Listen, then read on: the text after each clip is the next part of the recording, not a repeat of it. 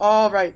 So like yeah, I just wanted to ask like sort of like definition questions first. Hmm. So like I already like from watching your videos, I think that people like refer to you as an authority on the black pill and like inceldom in general. Because like as like you mentioned and like I think it is like accurate when you like hear that word and like when you look at the sort of like mainstream portrayal of like what incels and what like inceldom is, Yeah. like it's really fucking off. Yeah, yeah, yeah. But that's like a lot of things, and I think that's like a lot of like anything that's like niche in any like minority community. I think it's like generally like this. Yeah. Um, but it's funny because like I don't know, like I think that so many people are incels, and like incels are like our fucking brothers and our cousins and like our fucking pizza delivery guys. But like maybe they don't have the language for it. Or, Yeah, like, exactly. it's I think that a lot of people, they'll say they're not incels because they think about like, oh, incels are misogynistic, they're evil, they're like these people who like go and oh kill other fuck. people. Oh wait, yo, What- wait, sorry, I'm What's so up? fucking retarded. I forgot to record this. Oh shit. Okay. Oh fuck. Oh fuck. Okay, sorry. Recording in progress. Oh Okay. motherfucker. Okay, we're Alright, starting good. that shit right. Okay, okay, no um, problem. but yeah, like yeah, just to start off, like yeah, like what is an incel to you, and like what do you think that like the mainstream gets wrong when like they try to portray what it is? So I think there's a few different definitions, but the one I normally use is a man who hasn't had a relationship before, like a romantic relationship, a sexual relationship before. You could also class women in there, but I guess we'll talk about that a bit later. But generally it's a person who hasn't had a sexual or romantic relationship before. Some people say that in like a certain time period, like someone will be an incel because they haven't had a relationship for like 2 years, 3 years, but I would say like throughout their lives. If you've had one, then I wouldn't call you an incel anymore, generally. Yeah. Okay. Like, can I ask, like, does that have to be something that's like primarily sexual? Because from my understanding of like watching your videos, which was like genuinely illuminating, was like the idea that like the sort of like part of the ideology, but or you can say like the aim of incels, as far as I understand it, is like the goal is not sex in itself, but it's like achieving desirability. Yeah, so this is a weird sort of idea. So sex or having a romantic relationship is a really, really good proxy or measure for desirability, right? So like if you're, so imagine there's an attractive person, right? The only reason why that person knows they're attractive is because they attract people to them, right? They're attractive, therefore they attract people. It might be romantically, it might be sexually, it might be different friendships or relationships. They attract people to them, so therefore they're attractive. And I feel like that's really just desirability. I feel like a lot of incels and a lot of people in general really crave that desirability, and then they might link it back to different facets of their life. So it might be romantic relationships, it might be they want to be desired intellectually or whatever it might be. But when it comes down to incels, it's more about physical. They want to be desired physically, I would say, or we want to be desired physically, I guess. Yeah. Yeah, this like kind of leads into like a couple other questions I had about like desirability, because like because you have just mentioned now that like it's something you sort of like need the validation of like an external source like society, or like you need some kind of signal like to tell you that like you're desirable. Is that like I your think that understand? I think everything's like that, kind of like we only Yeah. really know stuff because of how we interact with other people. So like there's this idea of I think it's called Cooley's looking glass model or something like that. It's a idea in Okay. I think psychology or sociology, where we build ourselves off of how other people see us, right? So we see ourselves as how other people react to seeing us, if that makes sense, right? So if people are really, really happy when we come into the room, we must have done something right, and then we feel better about ourselves, and then we do stuff like that again. But if people frown when we come into the room, we're like, we did something wrong, and then we try and like decrease whatever we've done, if that makes sense. Yeah, it's just like it is kind of that thing. Like it's like that old age like study, you know, like a baby when it's crying, if it like sees, or if the baby sees the mother or the father like really visibly upset or really visibly stressed, like the baby sees as a signal like, oh fuck, like something's wrong. Yeah, yeah. Even if it's like it's not the thing objectively, but like I'm wondering that like if desirability is something that we need like always external validation from, does that mean like if there was like if you were the only person on earth, and like or if someone, maybe not you, just like if there's only one person on earth and like they're on an island and like there's nobody else there, like would that person still care about like being like, would they care about beauty or like looking attractive for like just the pure aesthetic pleasure? Like, do you think that that's possible? Does that make sense what I'm trying to say? Yeah, no, I get what you mean. So, like, if somebody, are people attractive for themselves? Do people do stuff for themselves, or is it more like they only care about the external? Yeah, I get that. I don't know the answer to that. Yeah, no, I think that's interesting. I think it's probably a combination of both of them, right? So, like, if they've been on the island for their whole life, it would probably be more what feels good to them. But, like, they can still look at themselves and see, like, if you, I don't know, maybe, like, you buy, like, a nice suit or a nice dress, like, you can look at yourself in the mirror and then be like, hey, this looks good. I'm happy with, like, how this turned out, right? But, yeah, but I don't know if that's built off of us, like, off prior experiences of us with other people and seeing how other people react to people who wear nice dresses and nice suits, and then us kind of mapping that onto ourselves. It might be that, but I think we have an innate desire to look good to ourselves, if nothing else, I think.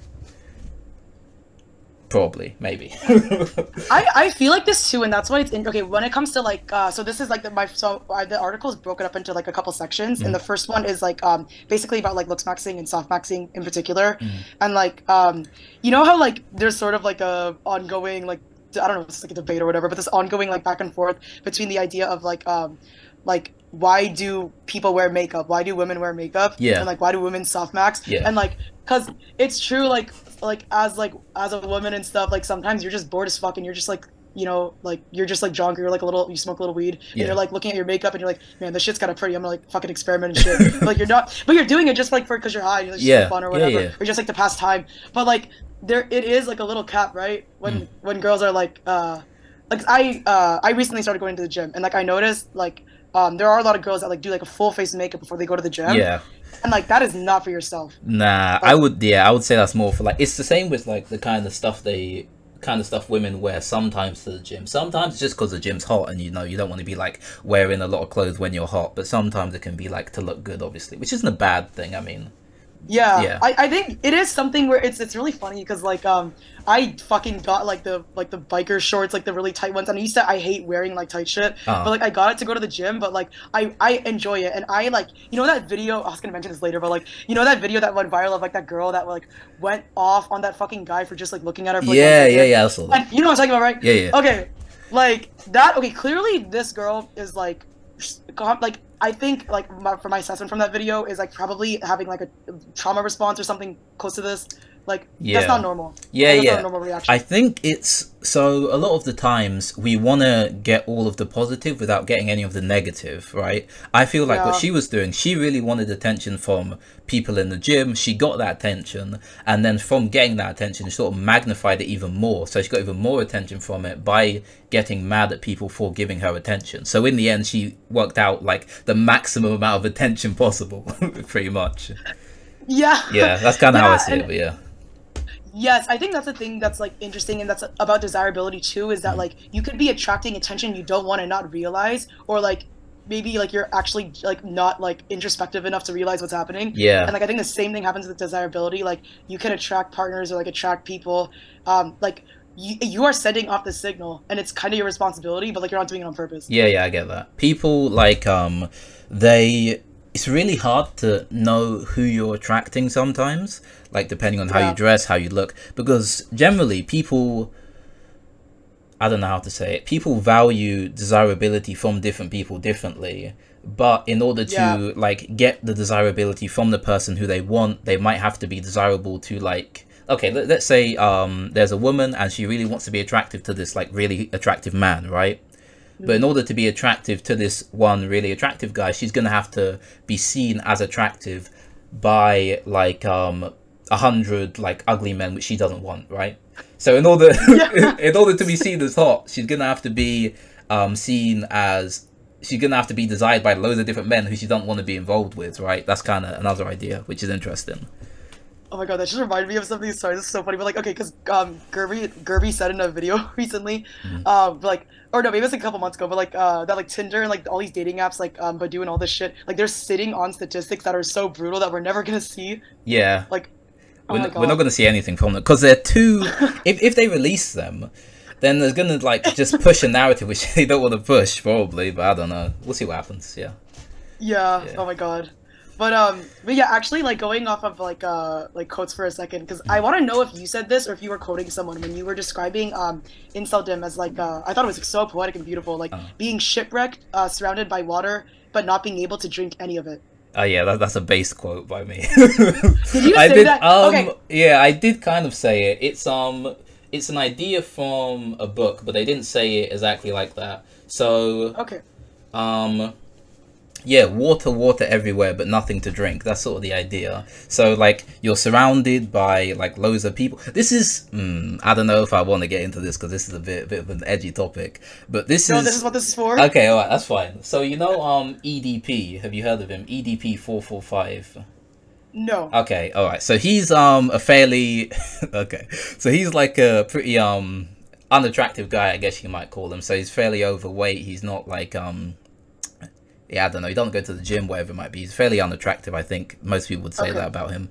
So he, he got caught for being a predator, right? So he went after someone who was like underage or whatever it might be, and that's this similar idea, I guess you could say, because he's really famous. He's a fairly famous YouTuber, and he's like surrounded by all these different people, and he's like, man, I can't get any of them. I'm so annoyed. And then it kind of pushed him into this space where he did this like really bad, really terrible, really awful thing. And then yeah, it's just an explanation of why that happens. It can be like extrapolated to a lot of different things. But with incels, normally it's just kind of like even with social media, like you open up TikTok, you open up your phone, boom, you see like attractive people left, right and center. Everybody's like the creme de la creme, the most attractive people you've ever seen in your life, and that's all you see. All you see is these attractive people, and they all, normally it depends on what side of TikTok you're on or what side of social media you're on. They'll have girlfriends, they'll have boyfriends, they'll be in relationships, they'll have a lot of friends, they'll be having like amazing lives,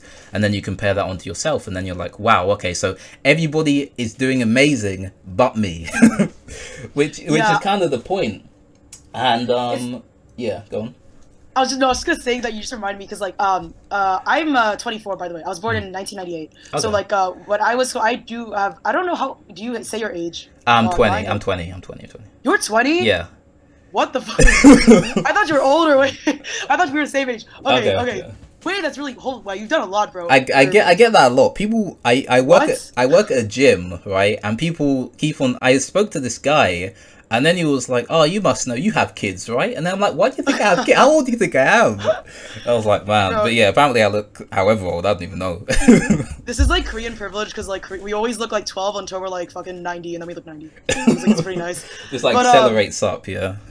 Yeah, but like, okay, wait, you're 20 now, so like, do you have memories, I guess, of like not having, or like before, like life before Twitter and TikTok and yeah, I remember, Instagram and shit, right? Yeah. So like, okay, when I was like in because I also went through like I think you, me, and Gerby, like as archetypes of people, like, which is very common, and like honestly, thank God, like, cause I used to look like really busted, like I was like a really fat kid, and all like my siblings and I were like really fat, and like went through like this glow up. So like when I was like younger, it was like Facebook was how I would compare myself to other people.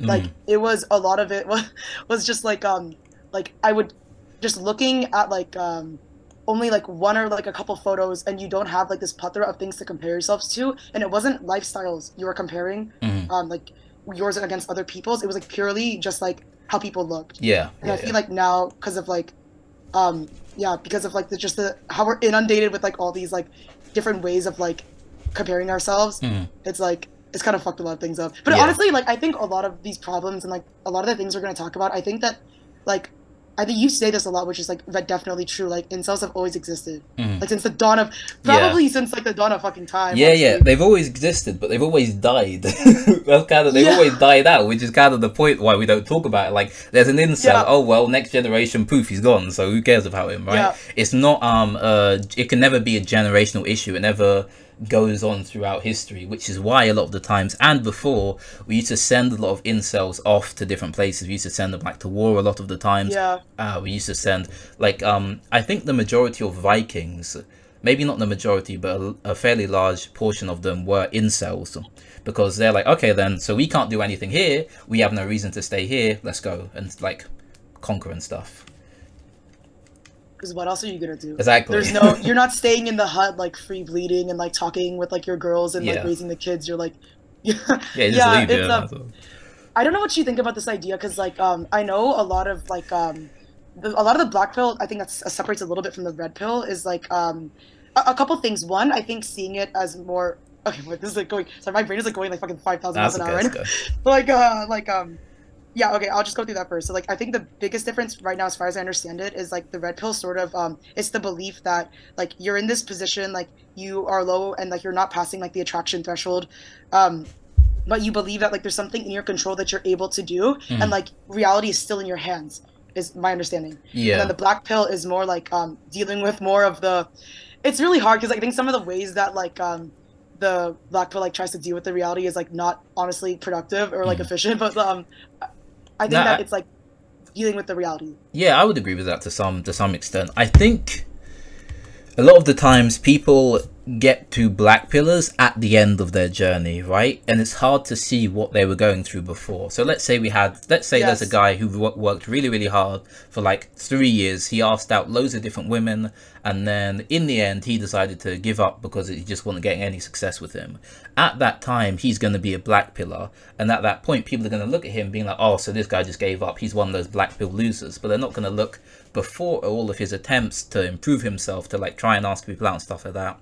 I think generally the black pill is more of reasoning behind if I was to say descriptive and prescriptive, do you know what I'm talking about? Yeah, so I would say like black pill is more descriptive, explaining how the world is, and red pill is more prescriptive, explaining like what you should do to do X, Y, and Z generally. That's a very good distinction. Yeah, I definitely agree with that. I think so like because this first section is like sort of about softmaxing. I just wanted to know like in your opinion like to what degree do you think like softmaxing, doing things like deleting dating apps or like trying to date outside of like your normal bubble or your normal social circle, so finding girls at church for example or moving to another country, like how much do you think these things help deal with or gain social capital? And like, when do you think you should force yourself to play the game? Yeah, I get that. I think that you should try as many avenues as you can. I think the soft maxing is like really, really good, going to different places. What I think is one of the like most effective things generally for like most like normie tier men, maybe like slightly ugly guys, is to go to places, is to go to groups and where they are good at things, if that makes sense. So like, let's say you're a fairly strong guy, go to the gym. If you're like fairly good at chess, go to like a chess club. And these can even be like online places as well. Let's say like you're fairly good at chess but there's no chess clubs near you, then like go to like an online chess Discord and then become like somebody who people want to refer back to when they have like questions about chess or whatever it might be. I think doing that is really helpful because you create yourself as like a pillar of authority, and generally if everybody is attracted to pillars of authority, it's more likely that women are going to be attracted to this pillar of authority in the community. So I would say like generally if we're talking about like doing different hobbies and what to do, I would say generally do that if you can. Obviously being hard at something is fairly difficult. I mean being good at something is fairly difficult, right? So yeah, but I would say when to what was the next thing? When to start playing the game? When? What was yeah, like also like what like the way I worded it maybe wasn't the best. Just sort of the idea of like wait, I'm trying to like figure out a way to like explain this that isn't totally like a word salad, like because I think that the thing about the black pill, which is why a lot of people associate it, and I originally associated like purely with nihilism, is like just the idea of like hopelessness and that like I'm born this way, I'm born ugly, like I'm fucked up, I have like, you know, your big three, what is it, like extreme neuroticism, autism, and ugliness. So like having like a high and extreme amount of like these one of these or all of them, like if you are somebody that's in this situation, like when do you think it's like, how do you know when to just resign to this and just like sort of deal with what like cards you got dealt with? And like when do you think you should like try to like play the game and like go on dating apps, like try to expand your bubble, like try to get good at something and like assume like a position of authority in that subject or that thing? I think like, I think it's a very personal sort of thing. It's very much based on you, but I would say like a good measure to use would be time spent like pursuing this sort of stuff. versus time spent doing other stuff which you see as productive, right? Like if it becomes to the point where it's almost like an addiction, oh, I have to do this, I have to do that, I have to do all of this sort of stuff in order to get to my desired aim. If you're doing all of that and you have neuroticism and you're like fairly unattractive and all this sort of stuff, then I would say maybe it might be time to consider maybe stop trying for a bit, or maybe try a completely different approach, like stuff like that. But I think that it's hard to say. It depends on the person. It depends on the person. I would say like that's a big thing. That's kind of okay. So I watched your video about like needs, and I think it's a conversation that were happening in the comments was really funny to me. It was really interesting because like on the one hand, you can look at what's happening with like needs as these people, like as you mentioned, like they're not being like productive in society, like they're not working, like they're kind of like outliers.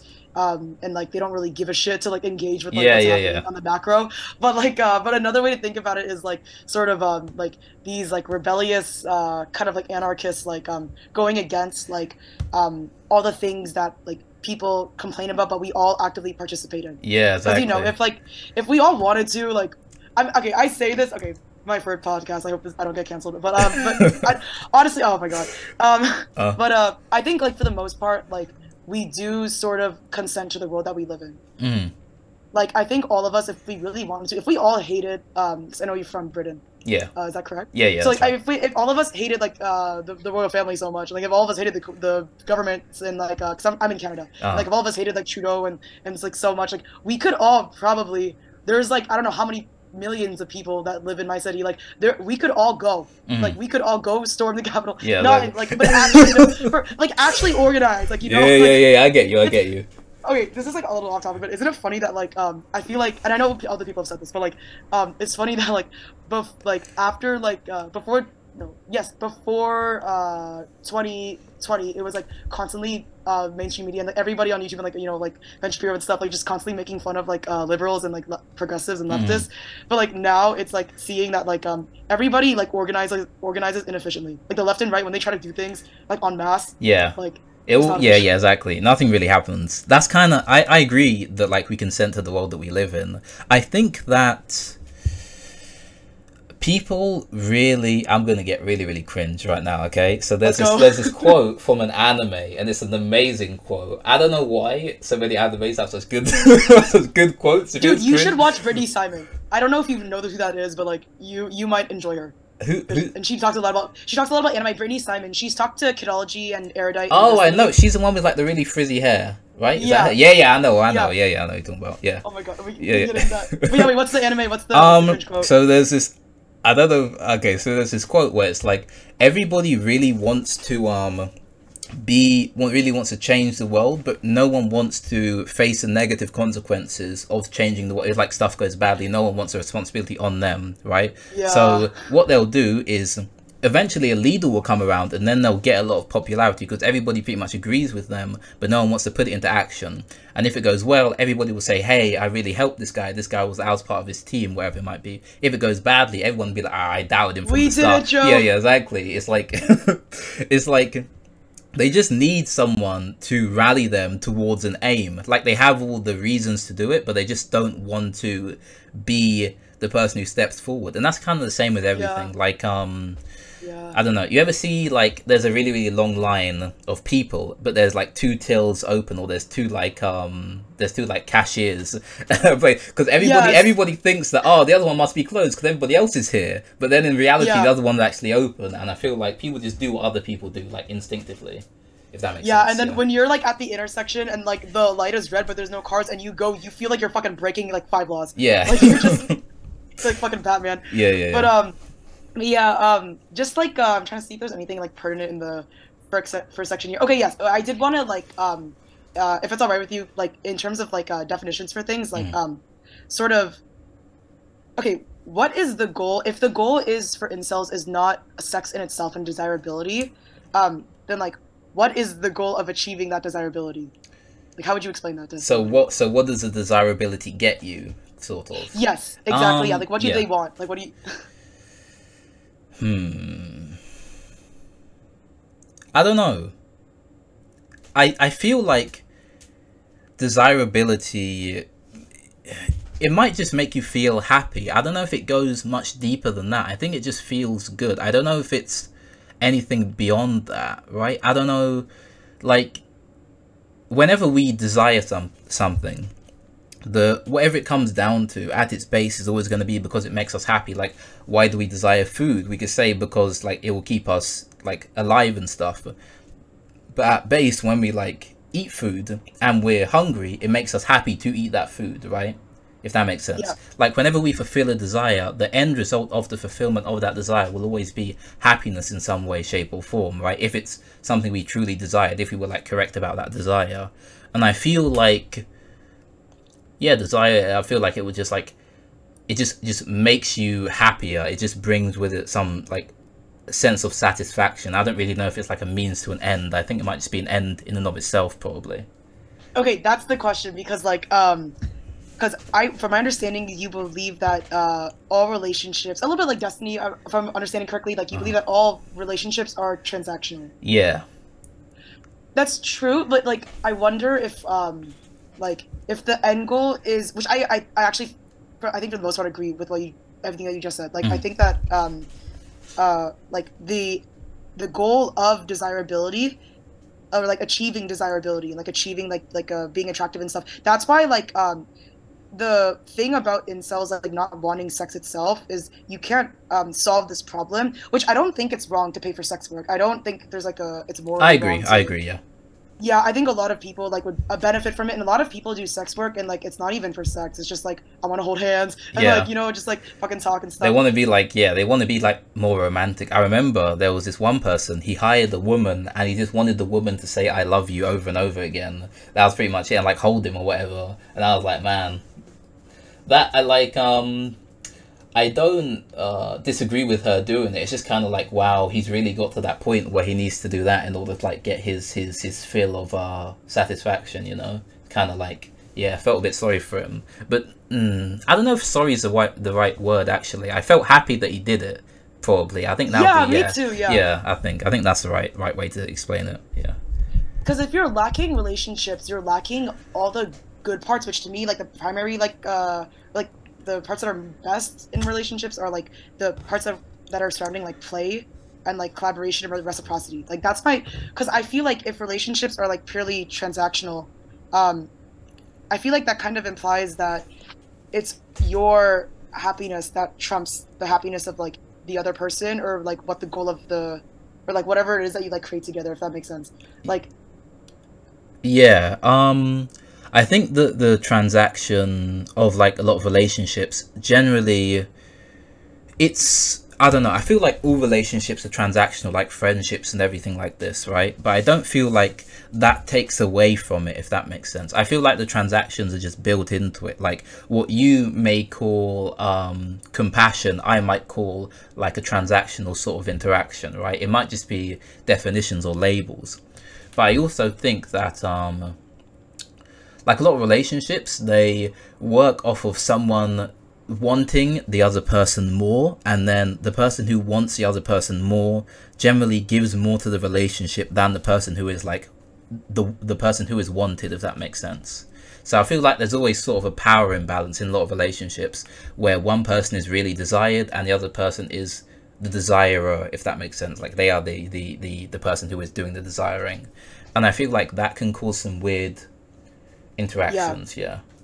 I don't disagree, but I think that, like, that can change over time. Like, I think that you could have, yeah, and, like, I think that especially, like, because it is, like, different, like, the approach to short-term dating versus, like, long-term dating, and I think that when it comes to, like, long-term dating, like, the benefit of that, which is, like, it is kind of like the base part of, like, the black and red pill, honestly, is, like, I think because most people are, like, there's a lot of people that are exceptions, obviously, but, like, for the majority of people, like, most of us want monogamy. I believe, like, it's and the research seems to, like, also say this as well, like most people want monogamy, and, like, that requires, like that parts in the relationships which are transactional, like, someone might always get more, as you said, like, for a period of time, and then the other person might be the one that, like, is, like, simping more, like, or, like, does more things, like, for the other person, but then, like, I think, like, well, for me, like what a healthy relationship looks like would be something where even if you had a period like this, it kind of evens out. And like not in a way that's like equal, because I really don't agree when people say that like yeah, like relationships are about like, it's so it becomes more equality. equal but not equal, if that makes sense. It becomes closer to equality but not like pure equality, because nothing's really equal. Nothing is like another thing or exactly like another thing, right? So yeah. And most people don't I think like most people cap when they say that, because like at the end, like you don't really like desire equality in all situations. Like I'm just even thinking about, okay, so if the majority of people are monogamous, and there are like obviously there's lots of gay people, but like I think that when it comes to like straight people, I think that we like generally when it comes to men and women, like there's obviously like again, like there's men that are more effeminate. Like Jordan Peterson crying is like he's very emotional, very effeminate, but he is a man. Like he is a man. But like he also has like this femininity, and like you look at his wife and she looks like she, I know they don't, like she probably doesn't hit him, but like I feel like she could like fucking like, you could beat him up a bit. I get what you mean. A little bit. And like and yeah, I think that like because of that dynamic of like the majority of men being more dominant and like top energy, and like in straight relationships, and the majority of women like liking to be submissive more, I think that like that is not equal, and like I don't think either person in that dynamic actually desires it to be fully equal. I feel like this is so a while ago, well, quite a while ago, in America, back when they used to still have segregation and stuff like that, right? Someone passed an act, and it was called the Equal But Different Act or something like that. And pretty much what they tried to do was say, hey, so black and white people are equal, but they should be treated differently. They should be separated in X, Y, and Z way. And it didn't work at all. So the black people were always treated worse than the white people whenever like it came to them being treated in like the same field or whatever it might be. And I feel like this is the same for everything. We say that people want to be, whenever we say that people are treated equally, what we're saying is there are differences in the two people, and these two differences should be kind of like should be acknowledged, and then everything else other than that should be equal. But that can never happen, because you can't just like exclude these two big parts of people out from the equation and then assume like everything else is going to fall into place, right? And I feel like this just works for everything. And I feel like when we understand that people are different, then we can move forward from it, right? Yeah, very different, I'd say, but yeah.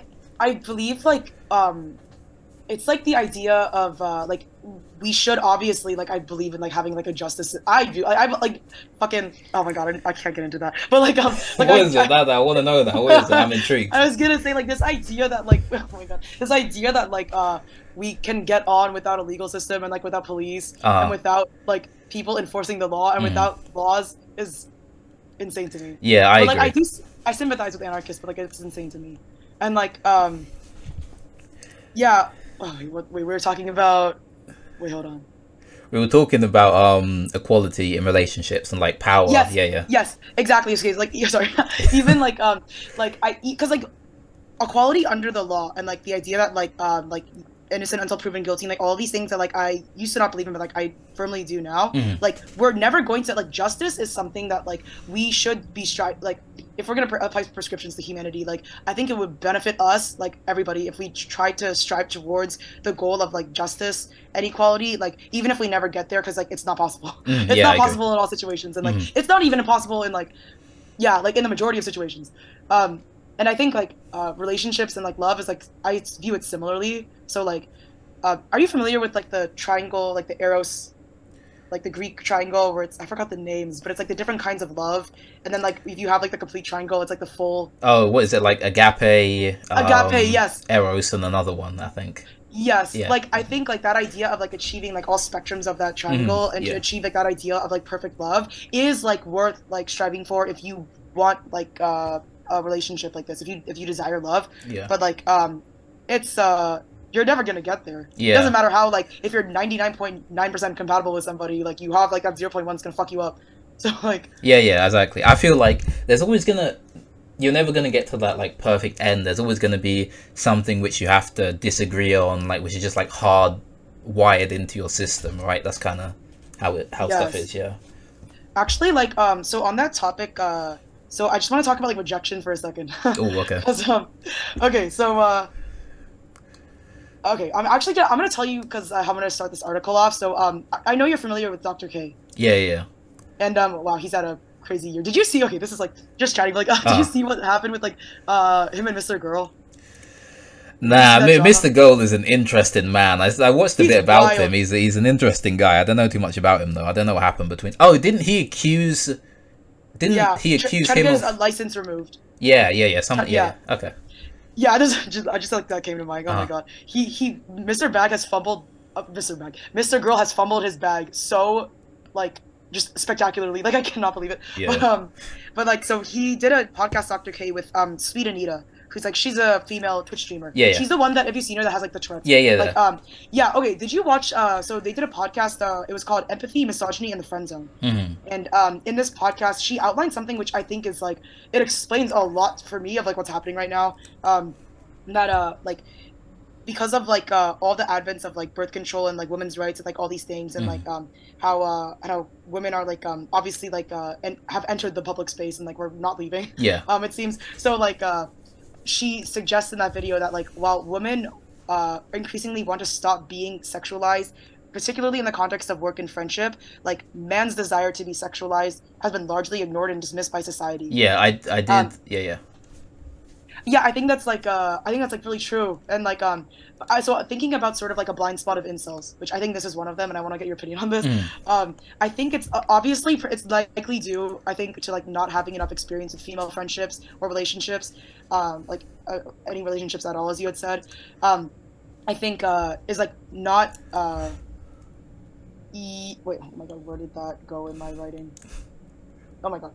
Anyway, but like basically the idea that like I think that because of like incels, they don't have as much experience with like women. I think they don't understand like the rejection that women feel when they're put in the fuck zone. Mm-hmm.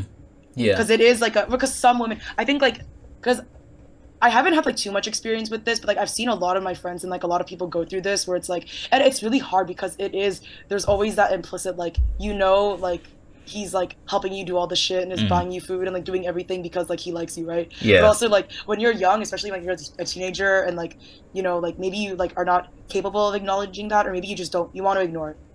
You want to ignore what's happening in that interaction. And yeah, I don't know what you like what your opinion about that is, about like how men get often like put in the friend zone and women getting put in the fuck zone. Yeah, I think I have two different ideas about it, right? I think so. Women want to be desired less on average, and men want to be desired more on average. I would say like that's generally true. So like women get too much attention, men don't get enough attention. I think, and this is the same across everything, if you have two sets of people and they value stuff completely, their values are antonyms of one another, so they value it completely opposite. So men value desirability positively and women value it negatively. They want less of it, right? I think if you get these two groups of people, I don't think they can ever understand one another, because if your basis is like oh this is good and the other person's basis oh this is bad, I don't know how you can ever come to an understanding between one another. I can understand that you think that this is bad, but I can't understand how you think it's bad, right? And I feel like this could be a blind spot. I agree that it's a blind spot of incels, but I feel like so I'm gonna tell you how I feel, taking into account this blind spot which I have, let's say. So I feel like the feeling of being desired or put into like the zone where they only want you with like a friend with benefits or whatever it might be, they're not like interested in a relationship, I feel like this zone is so much better to be in than the complete rejection zone. It feels like comparing, like imagine you like stubbed your toe and then like you're talking about how bad your stubbed toe is, and I'm an amputee, like I got my leg chopped off or something, right? That's kind of how I feel it is. Like I'm not like I'm not saying that stubbing your toe doesn't hurt. It hurts like pretty bad. But like getting your leg chopped off, now that's like that's real pain, right there. There's a reason why. Okay, like memes always tell the truth about society. That one meme from that, I don't know, like the Disney Robin Hood like movie where that guy is like a crumb. May I get a crumb of pussy? Please? Yeah. Like that is real. But okay, I think also like women do experience a version of this. I think it's very different from what you're talking about, but I think women do experience this. Yeah, okay. Like, okay, this is actually gonna go into so like actually no, okay, I'll ask you this first. Actually hold on, cause Okay, actually, this is relevant, so let's talk about it. Ah. So, on the topic of like kidology, like recently identifying as a, I Oh think boy. it's interesting. Yeah. Yeah, let's go. I Yeah. really like kidology. I think this is my first podcast. Like, I want to talk to a lot of people. One day I really hope I can talk to her because like I do relate to her a lot about like the things that she says, about like just the alienation, like men's like failure, and I think women and men, we fail each other this way, like straight up. Like I think that like women fail on the aggregate to like because you can't like, and you mentioned this, like it's you can't empathize with something unless you've had that sort of similar or like same experience yourself. Yeah, yeah. I would say like a lot of stuff it has to be felt before it's known, right? So this idea of like you have to like be through it and then you can like understand, hey, okay, so this is what you're going through. Because if you haven't been through it, you can only sort of like use proxy measures, which it's like a weird term in psychology. So what happens is, let's say you see someone crying and they're crying because their dad died, but you've never had anybody close to you die. So what you see is, okay then, so they're having a really negative response to this. Let me try and link that back to a really negative response which I've had from a situation, right? And then you might say, oh, maybe it's like your dog dying or something. And then you might be like, oh, okay, so I get how they feel, where in reality you don't like at all. Like their pain from losing their father is like a lot worse than your pain from losing like your dog in this example, right? Yes, yeah, and it's hard to I think not get that. This is why it's so difficult, and like it's so funny when you have these conversations with certain people, and I know you know what I'm talking about, where it's like if we can't even have this conversation if we don't acknowledge first that like there are like, even though men and women are similar in so many ways, there are aspects which are in the aggregate are a small percent but that are different, and like if you can't acknowledge that we are different first, you can't even begin to talk about the differences between how we experience alienation. Yeah, and I don't even it's not even I try to put like as little blame, like I try to take as much blame off of the person and put it back onto like the society, well not really society because it's always been like this, it's just like the existence of like the world, because it's so hard for us to sort of like relate to one another when we're like trying to figure out like similarity, because like, okay, so let's say we have a rock and like a TV, are they similar or are they different? Like there's no way to answer that question, like similar in what way, different in what way, like there's no, you can't go forward with that question, if that makes sense.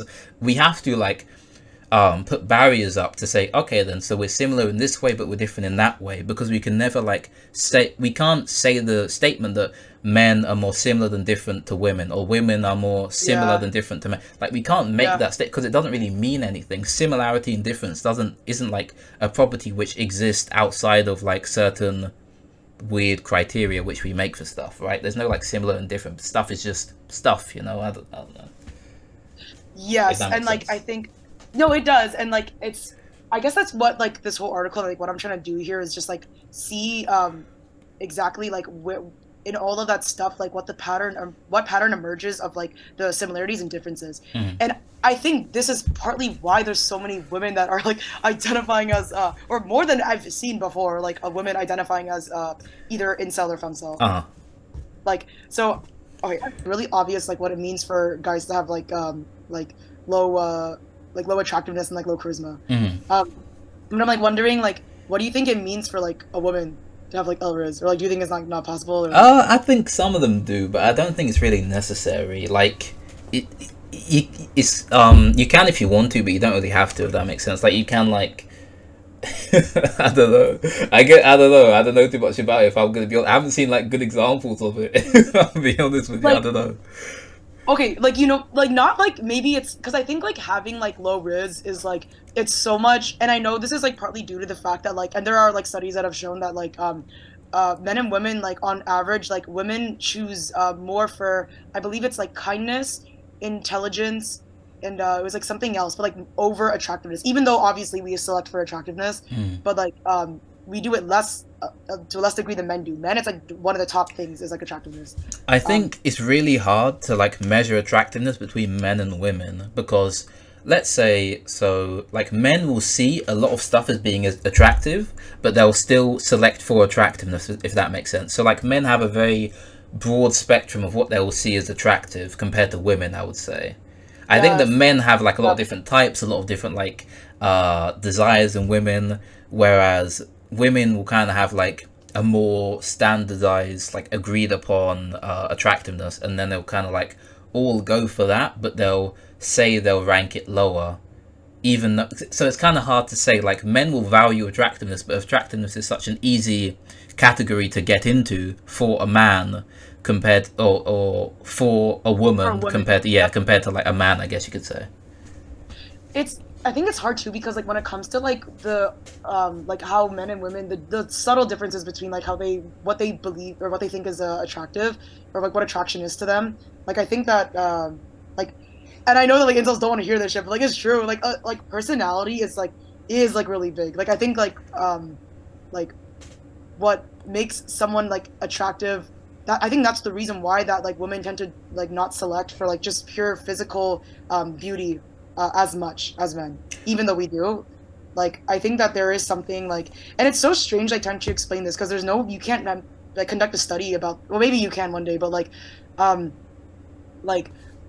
what attraction is exactly is very, I think it's difficult to explain. Yeah, maybe you don't feel that way. Have you heard of the like horn and halo effect before?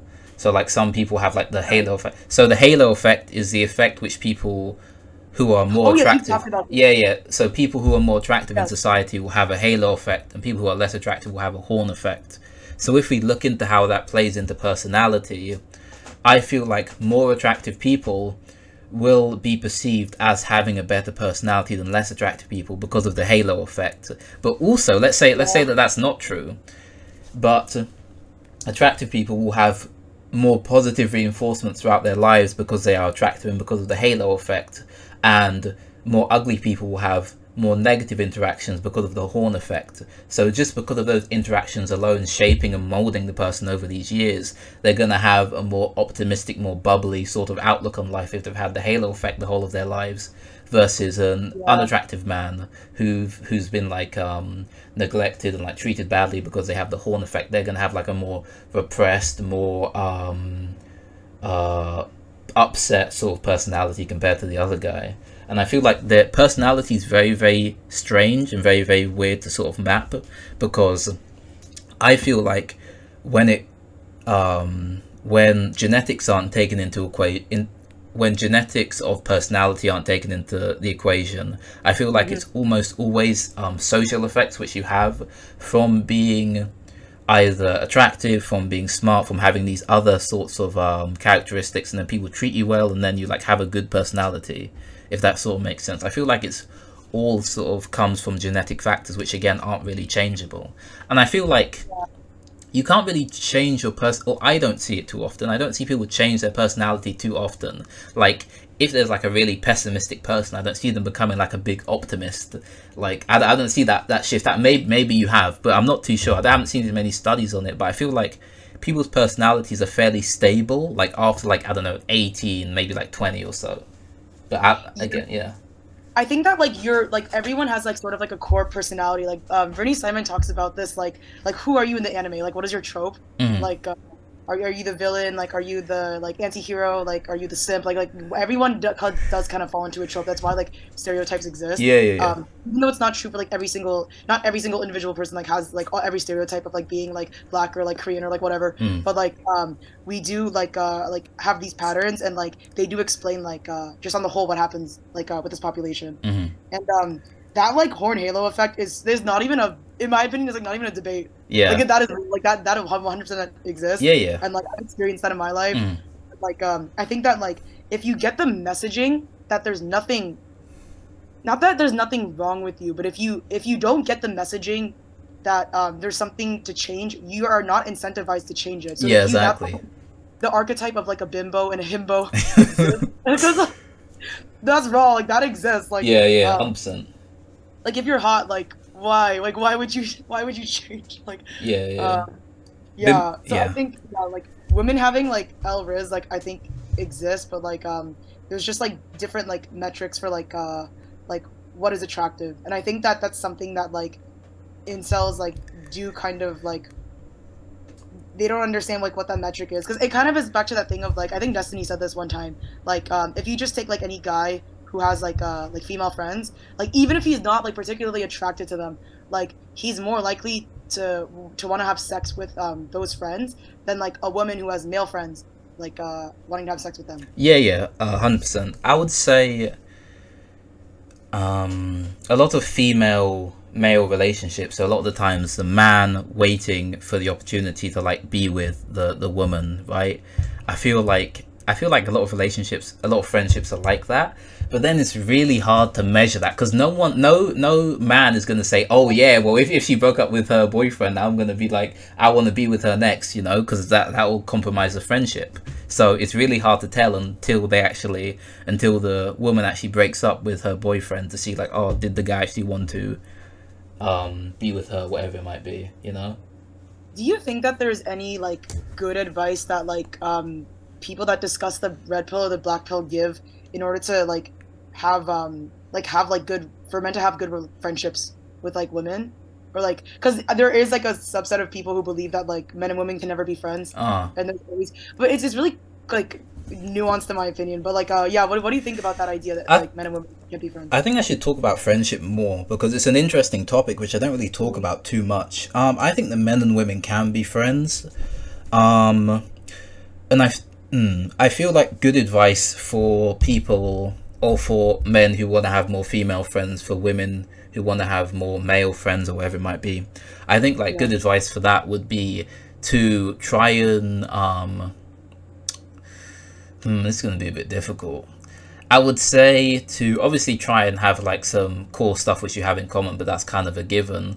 I would say just to like try and don't treat them, I wouldn't say treat them the same, but kind of like find out how they like to be treated, because I feel like in a lot of relationships and a lot of friendships, we treat other people how we'd like to be treated. And with like male to male female, or sorry, to male, from male to male relationships, that generally works pretty well. But for male to female relationships, it can be a bit weird, because sometimes a woman won't want to be treated the same as how like a man would be treated. So like trying to like read their body language, see how they're reacting to sort of situations, and then kind of mapping the way you treat them off of that, rather than just using yourself as a base and then like extrapolating yourself onto them. I guess that would be kind of like the best advice I could give, like off the top of my head.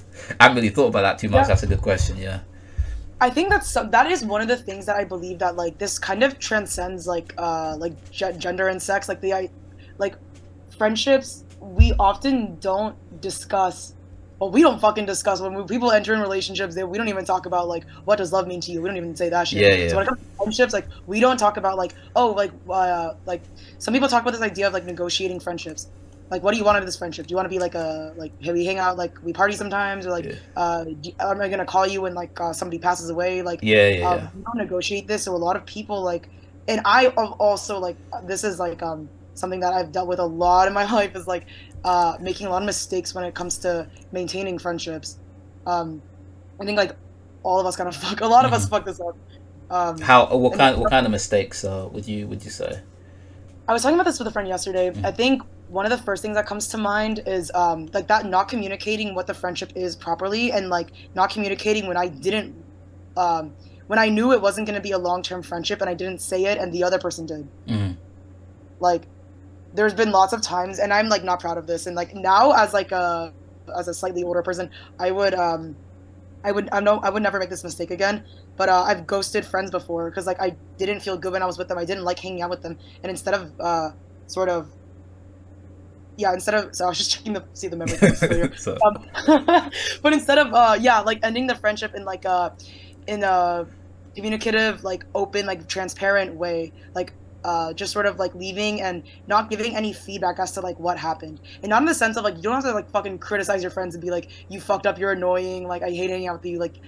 But I think that giving some kind of like closure, like, and just like telling them like, hey, like I want to like, you know, Irish goodbye this friendship, like I think it would help it feel because like I think the worst rejection is like, and I think this is something that like everyone, and especially incels, like we all like fucking are in the shits with this, like the worst rejections are like when you don't know what happened and you don't know why. Yeah, I feel that. Yeah, I would agree with that. I don't know if I've ever really cut off a friendship necessarily, because with most of my friends, like we won't talk for like a year, and then we'll like mess each other and we're like, hey, you want to meet up? Then we're like, yeah, sure, let's meet up. And then I'm like that too, yeah. then we'll meet up. So I don't really know if like maybe I've just been like ghosted by loads of my friends and I just don't know because I just assume they're gonna message me. Like I don't know, but like how I see it is, if you want to like stop being friends with someone, I ghost them. I normally just go, if I'm gonna be honest with you, I normally do, honestly, now that I think more about it. But like it's never really like, I might pop up again and then be like, hey, how are you, how you been, like blah blah blah. So yeah, I guess that's not fully ghosting. I think. Yeah, I think if like okay. you check in, because like I think a lot of people like have maintained friendships this way too. Like especially because like I don't think that like just because like we don't talk for a long time or like we're restricted by distance, it doesn't mean that like I'm not friends with you. Like I'm also like sort of this way with friends. What do you think? Because you had mentioned something just earlier a couple minutes ago about like male friendships, like being like there's sort of like a lack of communication, but like men are on the aggregate kind of okay with this. Like, do you think? Because some other people, I think like Gerbert has also talked about this. Like, do you think that there is a lack? Do you think that there's something in male friendship that's lacking compared to female friendship? I'm gonna be honest with you, I don't know, because I've thought about this quite a bit. I saw Avelynne Preach made a video on it because there was a trans man who spoke about how she experienced male friendships and how they're a lot more like vapid and how men don't really talk about their emotions as much. Yeah. And I don't know if that's a negative thing or if it's just kind of like Yeah. a product of like male, because I think it's really difficult to say, because I don't know if I would want my friendships to be more like emotionally based or not. I don't know. It's hard to say. I don't know if it's good. I don't know if it's bad. I don't know like how it changes from like the male to female end. I don't know if like if I was to have a lot of like female friendships, I don't know if that would be better or what. It's hard to say because I've had a fair amount of female friends as I've had male friends, and the friendships have been different, but I couldn't really say like one's been better than the other, one's been worse than the other, if that makes sense. It's hard to say. I really don't know if I'm gonna be completely honest with you on that one.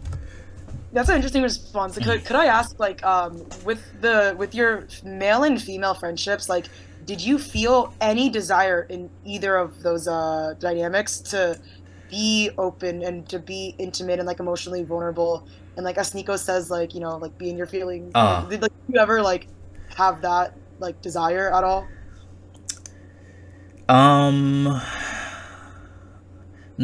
Only with like my very close friends, I would say. Okay. But like fairly rarely. But people would be fairly open with me and I was fine with that.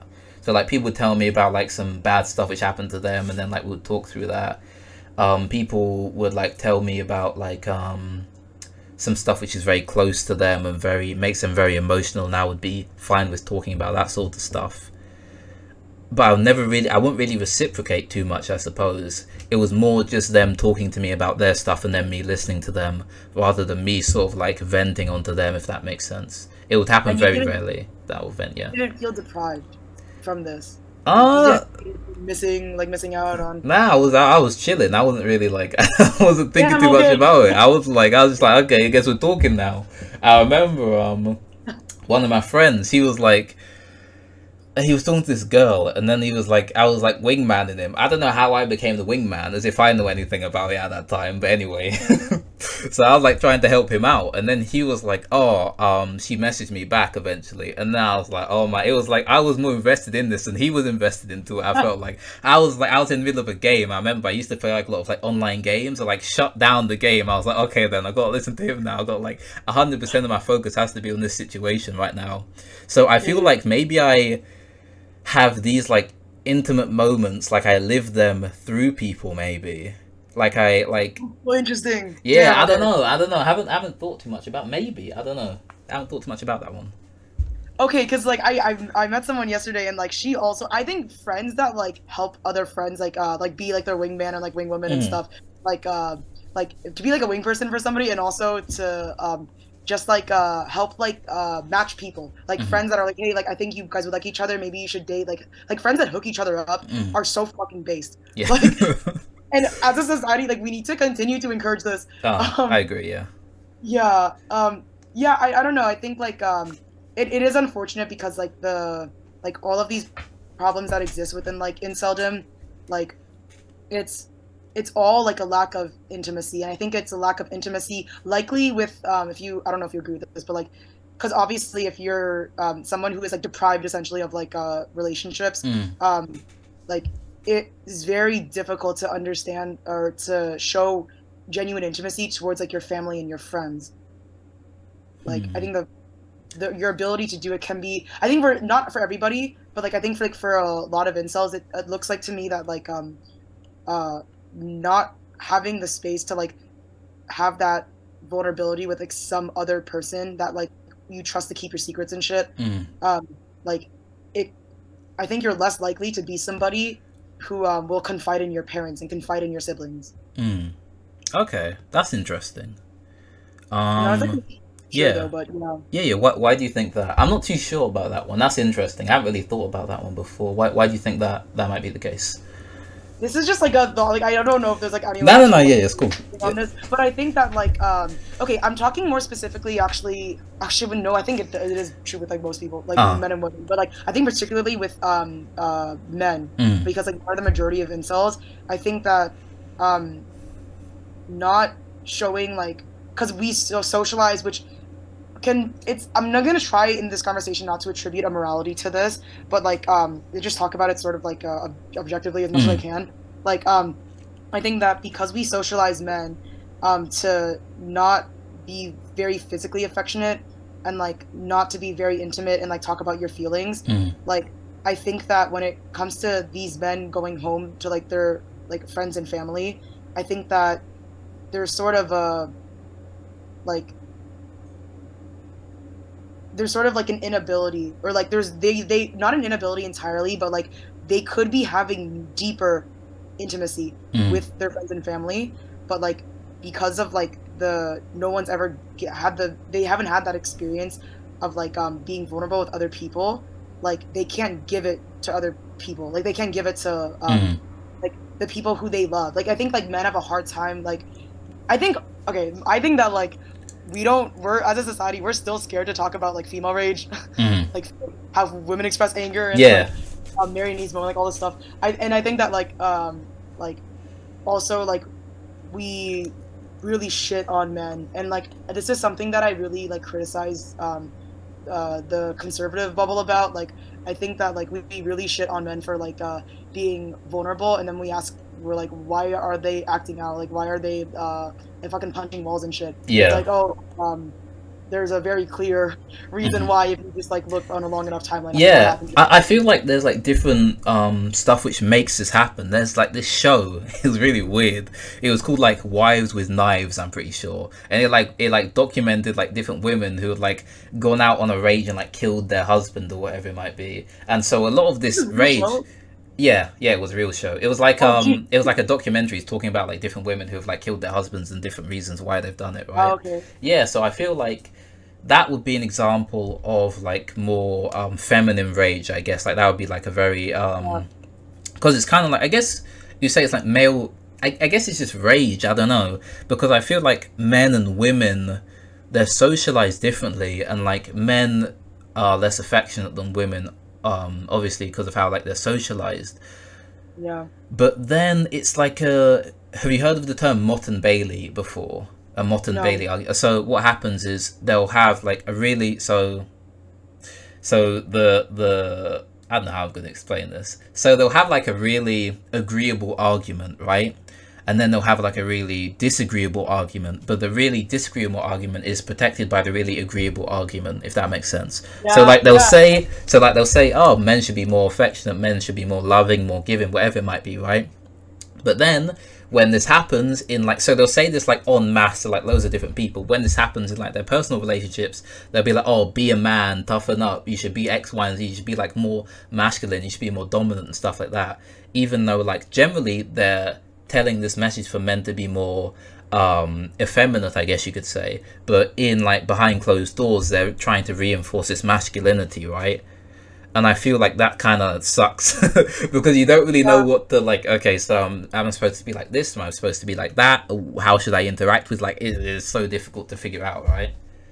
Yeah, yeah. I think that like it it is the okay because like the idea that like the patriarchy like the idea that the patriarchy like harms men. I think is if people really understand that, they should understand why incels are a growing population. Mm.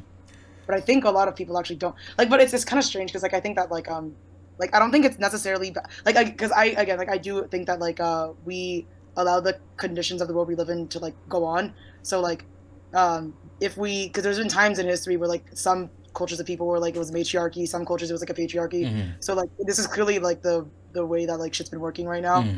So I don't like attribute a morality to it necessarily. Yeah.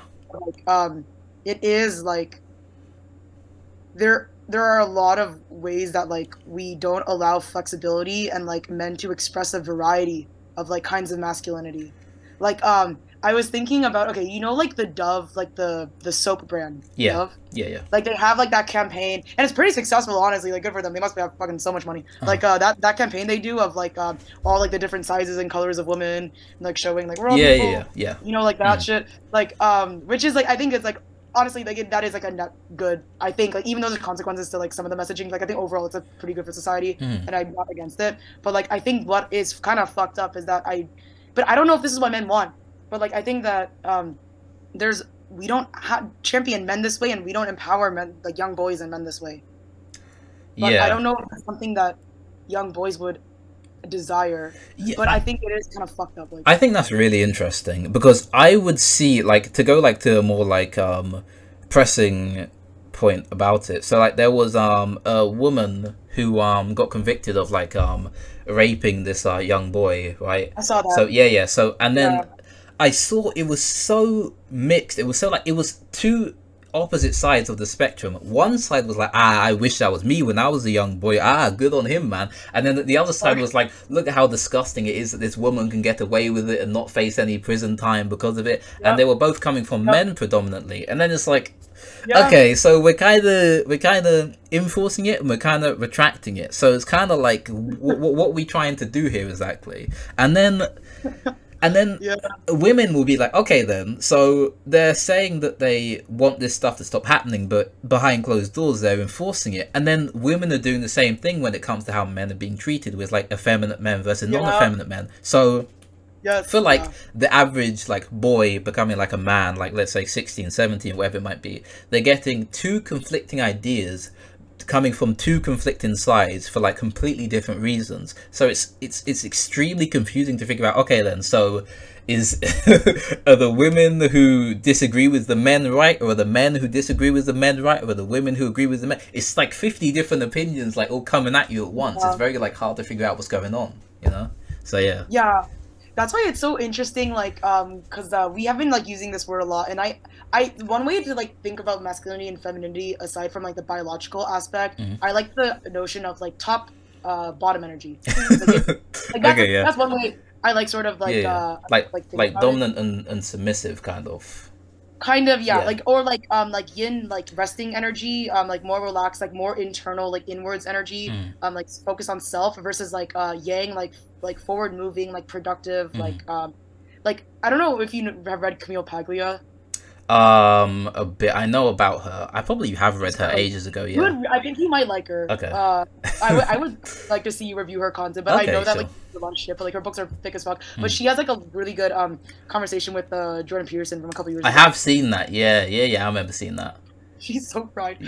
But yeah, like I don't know. I think that like it's so hard because like masculinity and femininity is something that like we use these words and like we all know what it is when it's there. Like we and I saw in your Discord because I joined it like just today just to like creep on and see what y'all. Okay. And, like the Korean conversation was so interesting and like genuinely I think it was so funny like watching y'all like talk about that because it's true like there is like you especially see this well in a lot of cultures but like especially in like Korean culture I think because like everybody has like this idea of like machismo, like everybody has this idea of like a positive masculinity and like a negative masculinity. Same thing with like positive femininity and like negative femininity. Yeah. And like I think that yeah, like it's something that is like just innate, and you can like attribute like uh things like within biology for it, you know, like that's why. But I think it's because it's so much more than just having like broad shoulders and like all this shit. Like being a woman is like so much more than like just like wearing a dress, like putting on makeup and shit. But like actually explaining what it is exactly is really difficult, and I haven't figured it out Yeah, yet. yeah, yeah, I agree. So we categories are really, really weird, especially when we talk about male and female, because when we make stuff, we normally make stuff for a reason, if that makes sense. So like, what's a pen? A Yeah. pen is that which writes. So, and we for every single object which we've made, we can like add a verb to it. Like that is this which does X. That is this which Yeah. does what. This which does Y. Right. But for humans, we can't do that because we came into existence first, and then we had to um come up with a name for ourselves, if that makes sense. We have to define ourselves after Yeah. we existed, right? This is like, to get into like weird philosophy, this is like a good idea which Jean-Paul Sartre comes up with, the idea of we exist before we have essence, so we have to put essence onto ourselves, and that makes it really, Yeah. really weird. So like, because a lot of the times when we have objects, we distinguish these objects by like good and bad. Like a good pencil is that which, like a pencil which writes really well. A good house is a house which doesn't like fall over or whatever it might be. But then like, what's a good human? What's a good woman? What's a good man? Like these are very abstract sort of ideas which we can't come to a conclusion on, because they were we came up with the essence of them after they were formed. So it's kind of like, and we can't really like come up with like a good like rubric to work around. It's so difficult, and that's kind of like a big issue which everybody has eventually in their lives, I feel like. Yes, it's like so ephemeral. It's almost like Plato's forms, like that Mm. idea of like everybody can imagine like what a tree is, but like some person might imagine like a palm tree, or someone might imagine Yeah, a cedar. exactly. That treeness, like what the fuck? But that shit is, in my opinion, like I believe, I don't know, but I believe that's real. I Yeah, don't know what that is. yeah, yeah, yeah, I But get you. Yeah, yeah. it's so hard to explain. But Mm. like I think yeah, like actually this is a good question to go into. Like okay, I'm gonna open up with this first. So Okay. like what aspects of the red and black pill, or like the manosphere in general, when it comes to their notion of like masculinity, what of their ideas of masculinity do you identify with, and like which is there any idea of masculinity that they hold that you wish to change, that you wish would change? I think most of the ideas of masculinity are fairly cringe, if I'm going to be honest with you, which might be like a surprising surprising take for me to have. But I'm not like a big, I don't know. People should just kind of like, I don't know, be who they're being, and people should kind of, I don't know how to say it. I think that if people like masculinity, that's fine. I think if people like femininity, that's fine, right? But like, I like macho men as much as I enjoy talking to macho men as much as I enjoy talking to femboys. I don't really care. Like, I don't really care. I don't really care too much. I don't really have like any strong. I don't know how to say it. I don't really care. I'm not really like too invested into the whole masculinity, femininity thing about like life. I feel like it only gets interesting when there's like big discrepancies with like men and Yeah, female because of how they act. Like the desire discrepancy, the like OnlyFans work, for example. There's a huge yeah, discrepancy in that, because I looked into yeah, male OnlyFans workers versus female OnlyFans workers, right? And there was this fairly attractive guy, and he was making significantly less than this like fairly average looking girl, in my opinion, right? And I was like, okay, so how is this happening? And then there was some like obvious factors, obviously, but yeah. So when there's like big discrepancies, that's kind of when I get interested in it. But if it's just like when it's just like masculinity, femininity, general ideas, you should be a big, strong, macho man, make a lot of money, this and that. you I'm not never that. felt that pressure even when you were younger, Oh like yeah, yeah, yeah, yeah. I felt the pressure. I felt the pressure, I would say. But now when I'm like older, I guess I'm less like, I don't know. I'm less attached to the idea. I think it's very um it's something which people like to have, so they keep it. But at the same time, I made like this really, really long video. It's called Mandatory Excellence. It was like 2 hours long.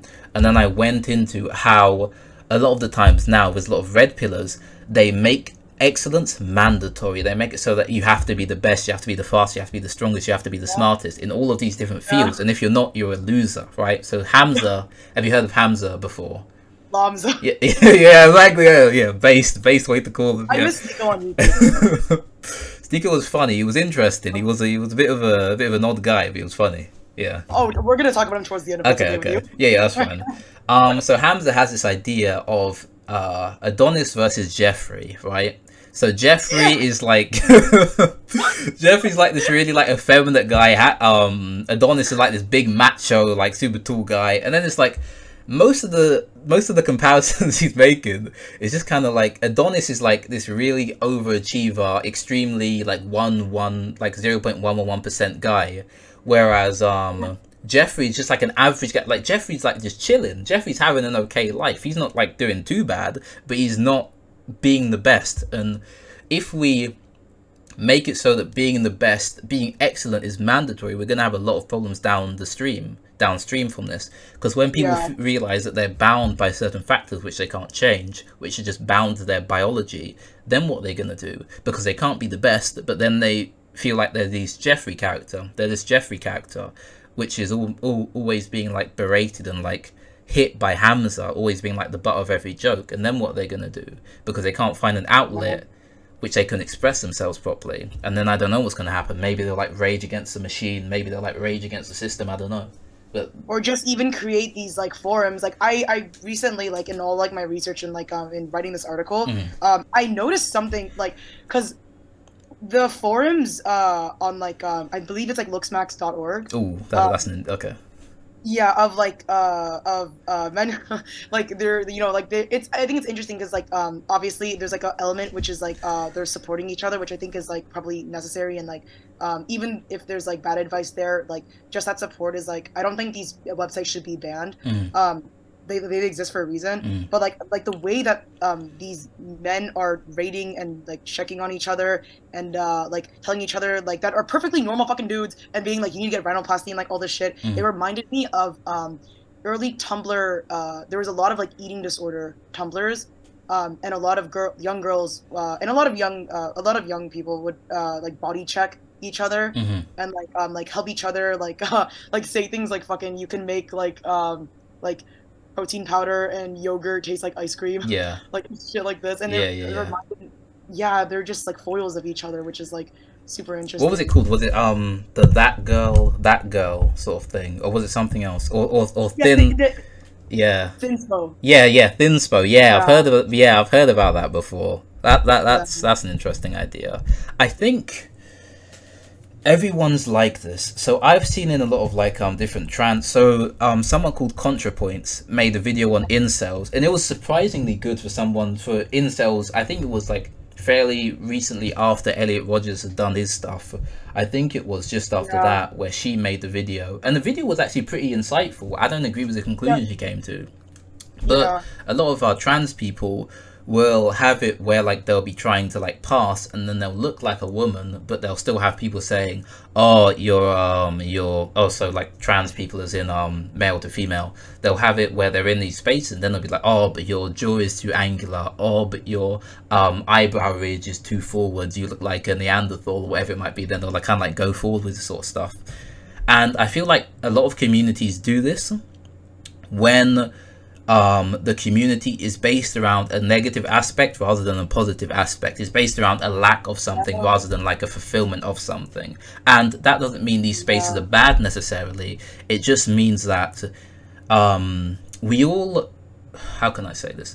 We all want equality, or we want to be better than other people, right? So if we have the chance to like be equally as bad as this other person, we're going to try and put them down so that they're at our level, even though in reality they're above us. But we try and like equalize the playing field so that we are equal or above them. That's kind of how like we always work, I feel. But yeah, that's how I see it. What would it be? Could you give like an example of that? Like yeah, sure. So let's say that there's a guy and he just got in a relationship, right? And he's in an incel forum. So like someone might say, hey, if you looked at the breakup statistics, have you looked at how the third leading cause of suicide is breakups in relationship? Have you looked at how neurotic you are when you're speaking to me, and how like women hate neurotic men? Have you, like, you can go on and on and on, and then you can try and pull them down. Then maybe they'll be like, hey, this was a bad idea, this is just going to go badly, I'm going to stay being an incel. And then be like, ah, okay, so now this person, they are back at my level now, they are with me. It's called the bucket of crabs theory, I think. So the idea is, what that is. What the fuck? Yeah, so the idea, it's such a weird saying. So if you have a whole load of crabs in a bucket, right? And then, yeah. Oh, it's good. This can go somewhere, trust me. If you have a whole load of crabs in a bucket, right?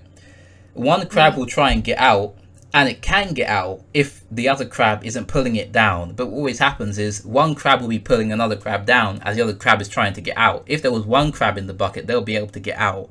But if you have loads of crabs in there, the other crab will try and pull the other one down to try and get himself up, and then he'll be almost about to get out, and then another crab will pull him down so he can get out. So, and then it goes on and on and on, pretty much. Yeah, that's why it's like, it's so interesting, because everything, like the idea of like dialectics is like really applicable to like these communities, because like what you said about like these communities being based around like a lack, like an absence of being thin, or like an absence of getting bitches. Yeah. Like and like like that, like, but the community that you foster within these forums, and like the like, I don't know what it is, a positive feedback loop, I guess, but like this, like, I think does become a sort of like fulfillment in itself, like this, in a fucked up way. It becomes like fulfilling to like starve yourself and like look at like your bones and like look at other people's bones and shit, and like it becomes fulfilling. Yeah. I can understand that. I remember I don't know if this is too related to it, but I remember like something bad happened to me. I don't remember what exactly happened. It wasn't like too bad, but and then I listened to it was like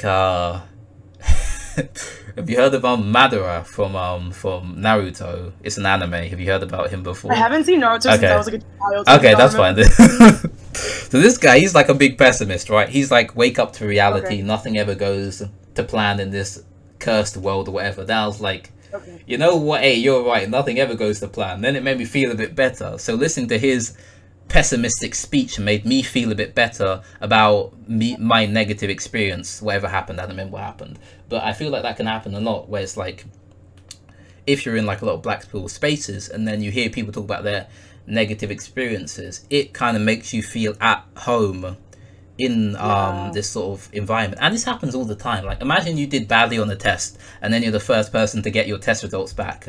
If you found that everybody else did badly as well, you're going to feel better about yourself than if you found that everyone else did good, if that makes sense. Yeah. There is totally like this experience of like catharsis. Yeah. And like that idea of like just going back to like what like why these spaces exist.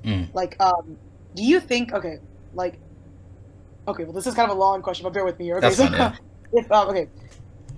Okay, I'm just read all of it. So, are young men being pressured by society to have high body counts, tons of experience with relationships, and become breadwinners?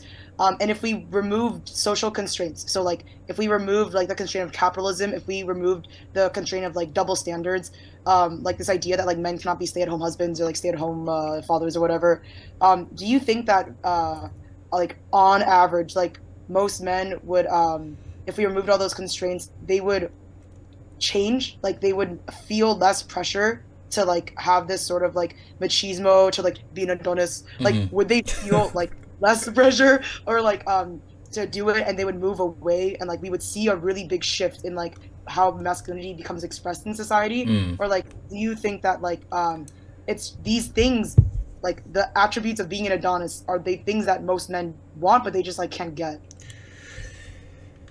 Ooh, I think that's really, really hard to figure out. So there's two different ways I could look at this. So it's kind of like, there's a saying, it's a man without his culture isn't a man. So you could expand this like, a woman without culture isn't a woman. So it's like, we can't really know what people are like without social influences, because everybody grows up with social influences. Everybody has these sorts of like social pressures on them in some way, shape or form. And it's really hard to distinguish that aspect of nurture from people's nature, if that makes sense. It's really, really hard to distinguish it. And I don't know, I suppose like men would value the like more extreme versions of masculinity less, but I don't know to what extent, and I don't know, it's kind of hard because, so like I was talking to someone, this is somewhat unrelated, but it'll be related like when I'm finished with it. So I was talking to someone, then they were like, I think religion, so they said they think religion is a bad thing. And now I'm trying to like pick their brain about that a bit, because first of all, you can't really, there's so many religions, like what is a religion, like it's so hard to like figure out exactly what they mean by it. But the question which I had, the biggest question was, if you get rid of religion, something else will fill the void which is left there, and is that thing going to be better, or is it going to be worse than what you're saying religion is now? And they couldn't really have an answer for that.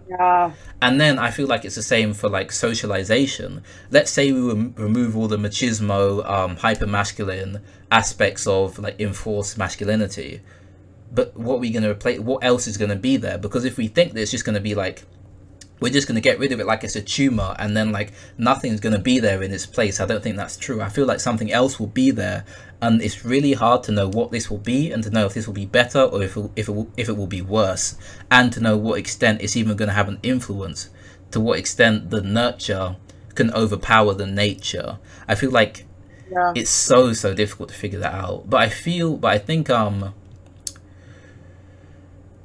a lot of the roles which are put on boys and men now are too prescriptive to what they should be, are too prescriptive to them being like these amazing, like hyper 1%, 10 out of 10 men. And as that happens, more people are going to drop out. This is what happens to Hikikomoris a lot. So Hikikomoris are a product of a much wider social phenomenon which is happening. So a lot of people are going through, I think it's called Kidology or Kudoshi, I think it's what it's called. And it's when people work so hard that they die. They like die on the job. They die because of overwork. And so as the rates of Kidology increase, I feel like that's not how you say it, but anyway, as those rates increase, the rates of Hikikomoris increases as well. Why is this? It's because the harder you squeeze, the more is going to come out at both ends, if that makes sense, right? So like more Hikikomoris are going to become, so people who like completely drop out of the system are going to come into effect, and people who work themselves to death are going to come into effect more and more.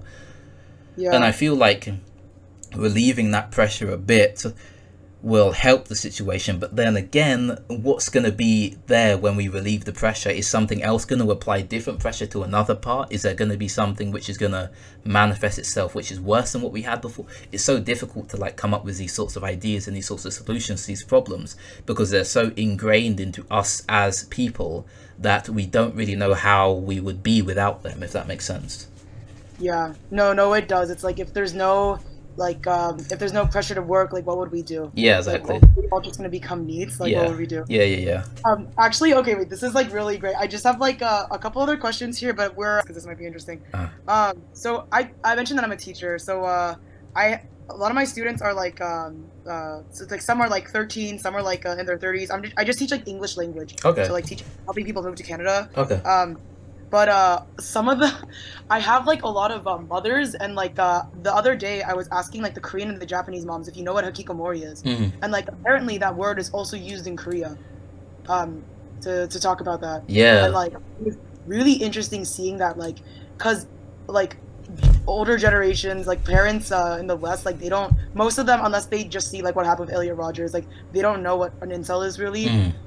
But I thought it was very interesting that like my Japanese students and the Korean students, they fully understood it. Like they really understand what's happening. I thought that was like really insane. That's good. I feel like the word getting out there more is really, really good, because I've spoken to a few people, a few NEETs. I've spoken to one Hikikomori, but it was only through text because they didn't speak English, so he had to translate what he was saying to me. And I feel like the problem is very.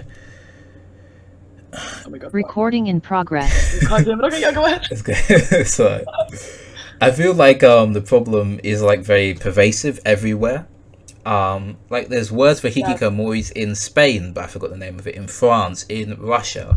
There's like different names for them in all these different places, but like obviously they have their own specific name for their own language. And the more people find out about why this is happening, the more we can. I have this saying, before we build up to heaven, we must first realize that we are in hell, right? It's like we have to identify the problem, then we have to build up towards it, which is kind of like why I like talking about incel issues, because it's like people say, oh, incels don't provide a solution to the problem. The solution to the problem is going to be very complex, considering the problems existed forever and no one's dealt with it in like the entirety of human history. So it's going to take a while to deal with, probably. But I feel like before we can even get towards finding out a solution to the problem, we have to first identify the problem and identify that it is a problem. And I feel that's happening more and more, but still not to the extent which I would like it to, I think. Yeah, I think like if you're looking at the macro of like human history, like we very recently started talking about like social problems. Yeah, like, true. I think it was like resources and like economic problems. Obviously these are still relevant, but it's just like addressing like a lot of like social problems, like suicide rates, low birth rates, like things like this. Like this is relatively new. I think that one of the problems, I think, and I'm really hoping that like in sort of like doing this, it'll help people understand like that inceldom is truly a spectrum, like in the way that I believe that like sexuality kind of is, like everybody, like there's, and when I say like butch lesbian, femme lesbian, we know what the fuck I'm talking about. I know, yeah, and I think that like inceldom definitely does too. That's why there's so many categories. Like I thought it was just like rice cell, curry cell. I didn't know there's like the word true cell exists. Yeah. But I don't actually understand like, is a true cell somebody that like has never had any interaction with a woman, or like what is a true cell? A true cell is someone who's like generally very ugly. Like you can see them and then be like, okay, yeah, this guy's that's one way people say it. Another way people say it is a kissless, hugless, handholdless virgin. That's another way that people say it, which is a funny term. Yeah. It is. And like it is so funny that there's such a hierarchy within like the incel community. I think it's like funny. I think if I can just say quickly, I think another interesting thing is this happens fairly rarely, and it's very interesting when it happens. It's called hierarchy inversion. So in my server, for example, like let's say you're like a really, really short guy, right? In society, you'll be treated like absolute trash in society. If you're like 5'2", 5'1", you'll be treated like trash in society. But if you come into my server and like you're 5'1", 5'2", you'll be treated amazingly, because everybody's gonna be like, how do you do it, bro? That's so impressive that you kept on going. If you're 5'1", you get how I feel. Like they're treated almost like as. Have you heard of like the saints of like the saints of the black pill, like Saint Hamoudi, Saint Whoa, wait, stop. So like they have this idea of like, and it's there's so many different ideas like this. So they have the saint idea where like if you're so deep into inceldom, you become like a saint, or if you've like helped a certain amount of people, you become a saint. And also more generally, there's the idea of wizards. So this is outside of inceldom. So if you're a wizard, you're a man who's a virgin past the age of 30 years old, right? And as you get older, you get more like wizard powers, or whatever you call it. Like there's like high mages, they're like 50 years old. Like the longer you go, the more kind of like powers you get, right? And then people will like Sorry, do you mean power in achieving desirability? Nah, I mean like it's a completely made up idea. I mean like powers in like, apparently you get like magic powers. I mean like literal powers. Yeah. It's a very interesting idea. I don't know how much I subscribe to it, but yeah. So there's a complete hierarchy inversion where like a 50-year-old virgin will be looked at as an absolute loser by most of society.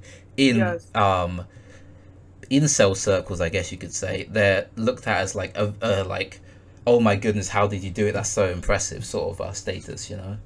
Is it like an endurance thing? Is it like when people go like fucking hike Mount Everest? It's like, I can't believe you like almost died, but you didn't. Is it like this? Yeah, sort of. Yeah, it's kind of like, how did you survive that long, and just like how did you keep going through all of that? You know, that's kind of like how it is.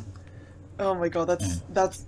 I feel bad laughing at it because I know that there's probably like a lot of people that take this seriously, but that is like that archetypes of a saint like existing and like a people like having like because okay, it's kind of true, right? Because like that not giving up, like in and of itself, like you're building resiliency, even if you have like no one to go home to, like there's something that you did which is like commendable. Yeah. I think like that idea that like of all the different categories within inceldom, um okay, because I think I watched almost all of the two-part videos that you did about Kidology of identifying as as an incel. Yeah. Okay.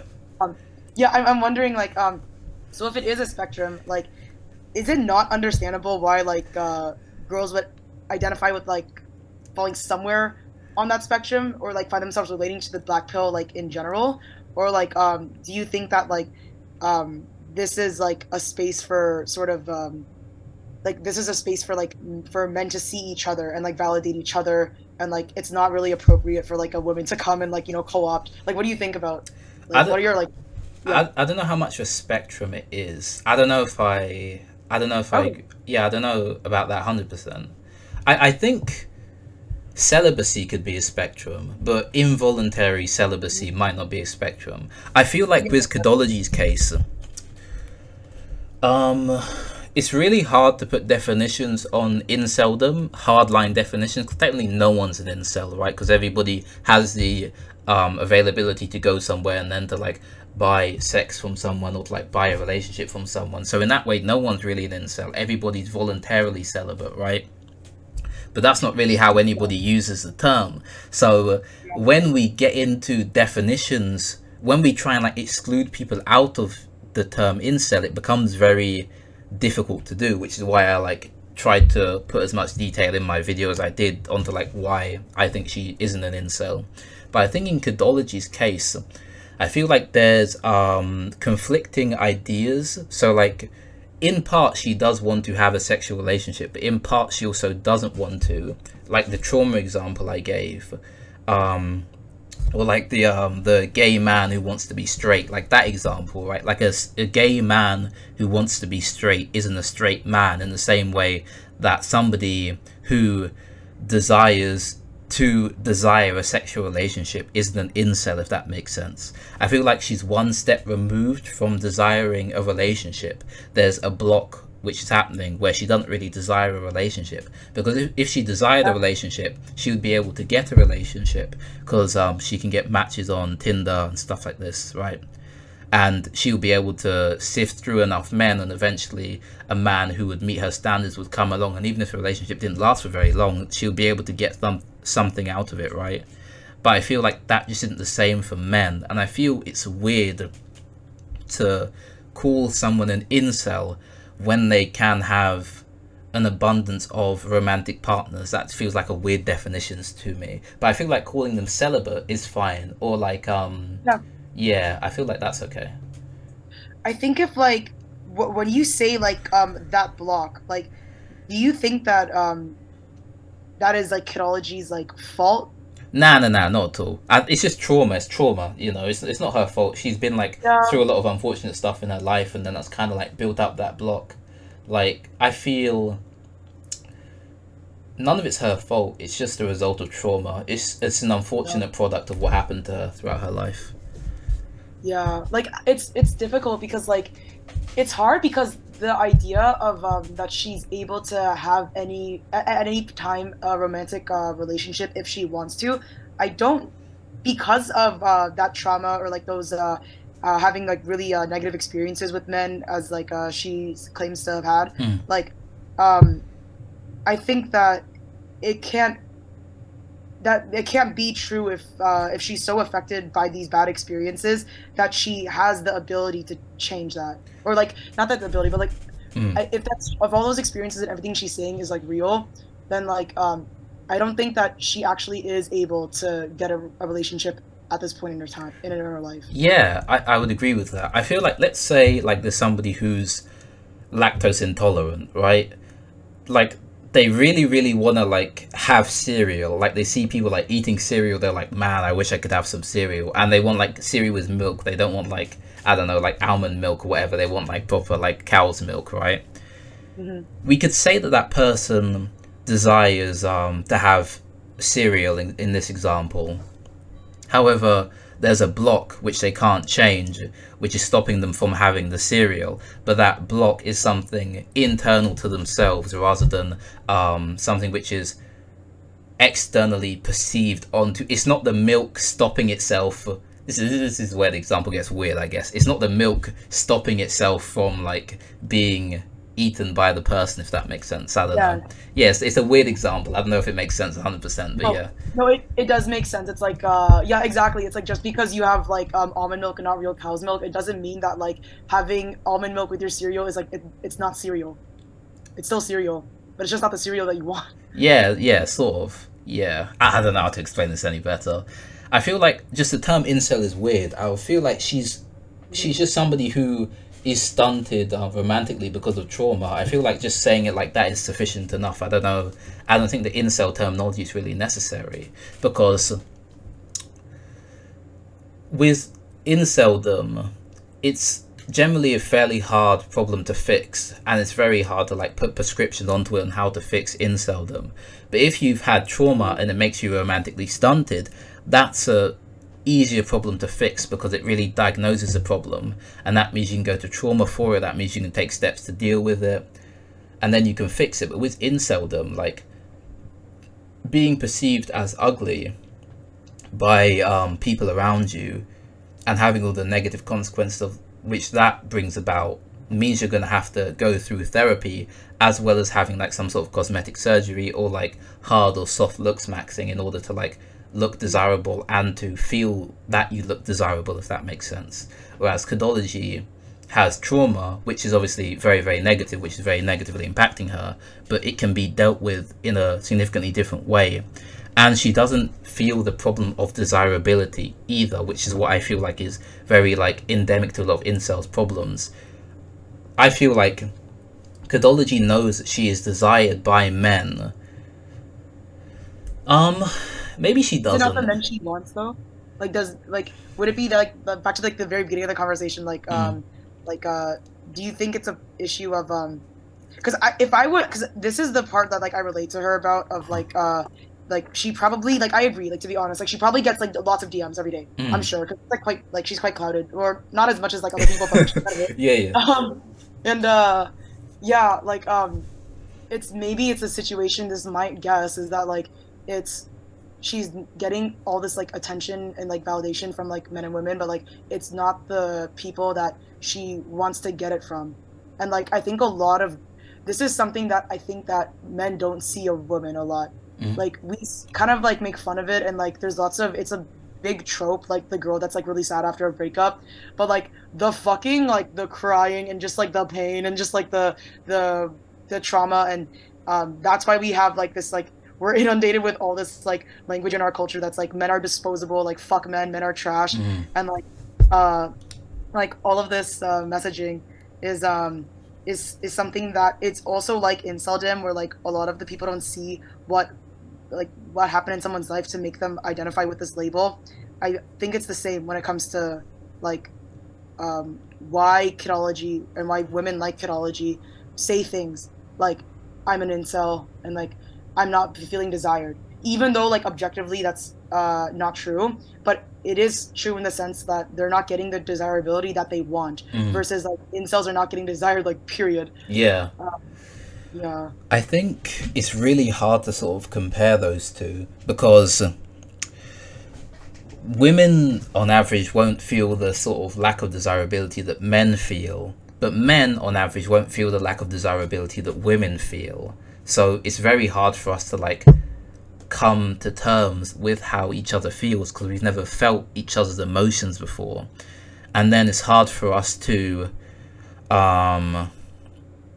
put in like it's hard for us to compare and contrast these two feelings, I guess, because from my perspective it feels like the not being desired by the person who you want to be desired by is not as big, is not that big of a deal in my opinion. But you might have a completely different opinion to me, and you might say that it's like an extremely you might say it's an extremely big deal. But but I'm going from how I feel about the situation, and you're going from how you feel about the situation, and in that way both of our ideas are true, right? Because if I was in that situation, I wouldn't feel like it would impact me that much, but if you were in that situation, you would feel like it would impact you quite a bit, and that's both of our true feelings about the situation, but they are different, so it's hard for us to come to like a solid conclusion. I don't think anybody's right or wrong in this example. I think it's just that there are two different experiences which are going on, and they can't really be compared necessarily. Yeah, no, I agree. It's like you can't, you're like looking, it's completely different perspectives and a completely different way of again, like just totally different definitions of like what is desirability, like what is it that like we really want, because like I don't know, it seems like the best we can do in our culture at this point. I'm hoping this changes, but like who knows, like it seems like at this point like the best we're doing is like women are foids and like men are trash. Yeah. I don't know. Yeah, it's kind of like there's this idea, it's the hate the other side idea, or dislike the dissimilar. This has been going on for like the entirety of like human history. We find a group which we are part of, we find what is excluded from that group, we identify with that group, and then we dislike whatever is excluded from that group. It happens with race, it happens with gender, it happens with tribes, it happens with like football teams, it happens with like sports teams, it happens with everything, right? We as like people are tribal in a lot of the ways which we think about stuff, which means we like to create categories which we are included in, and whenever we create categories, something must be excluded from the category, and we have an innate dislike for that which is excluded from the category because it is not like us, it is not part of us, right? So there was an interesting study which was done on schadenfreude. So schadenfreude is like the positive feeling which you get when something bad happens to someone, right? So schadenfreude was only happened with people who were significantly different from, who were either envied or different to the person who was being tested. So let's say like you were voting for like a political candidate, right?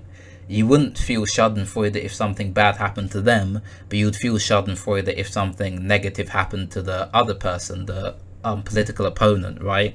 So you've made your tribe, and then it's like, okay, then so these political people are my tribe and the other people are my enemy tribe. I want my enemy tribe to lose and I want my tribe to win, right? And yeah.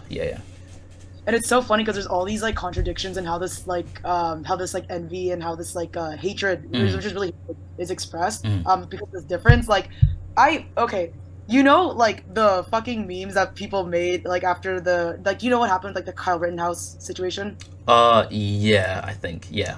Like the guy that went to the, I forgot like what protest it was, but then someone was attacking him, and then like he killed that person in like self-defense. Yeah, I remember him. Yeah. At the trial, he was like, he's just this young kid, and he's like went through like a lot of trauma, and he's like on the stand like fucking crying, like sobbing, like really like belly crying, and like it like.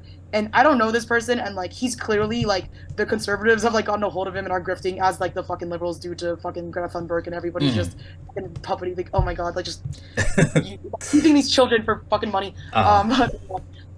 Yeah, like I think it's so fucking ironic that like the same people that constantly talk about how much they wish that like men would be more emotionally vulnerable. Like I wish my boyfriend would be like less of like a toxic man, and like would like say like talk about his feelings more, and like we can like cry with each other and like all this shit. Like the same people that say this are like constantly sharing memes of like men like Kyle Rittenhouse like crying, making fun of him. Like, that shit pisses me off a lot. Yeah. Like, what kind of a son are you gonna raise if you treat someone this way? Yeah, it was the same with Jordan Peterson when he cries a lot. People were saying like, oh my goodness, look at this wimp, look at this man child. It's like, bro, he's literally, first of all, I'm pretty sure what he was talking about was like helping men helping just men with their lives, I guess, more generally. He was talking about something which is like positive, and he's showing a positive, healthy emotional reaction to doing something positive, and then you have an issue with both of these events, right? It's like he's helping people and he's so emotionally invested in them that it brings him to the brink of tears, and then you're like having a problem with both of these events as if they're not both positive for society. I don't know. I know, it's so just like, it's so contradictory, like, cause yeah, the thing that I think the first time I saw Jordan Peterson cry was like, he was talking about like in his audience, like how he would have a lot of fathers and sons in his audience, and like they would come together and like talk to him about how they like repaired their relationship, and like that is like very beautiful, and like that is a good like as you said, like that's an appropriate reaction to someone telling you this. Yeah. And like I think it's so like whether or not you like agree with Jordan Peterson or Rittenhouse's like politics, like I think just like the shitting on men who like cry and like are vulnerable, like bitch, you're fucking creating the world you want to live in. Like if you want to keep dating like fucking men who like who only show like physical affection through like being abusive and like being like bad machismo, like that's kind of on you. Yeah, I get that, I agree. But like yeah, actually on like when it comes to like double standards, okay, because like do you think that there's a double standard between like it girl influencers and like red pill influencers when it comes to like self-improvement?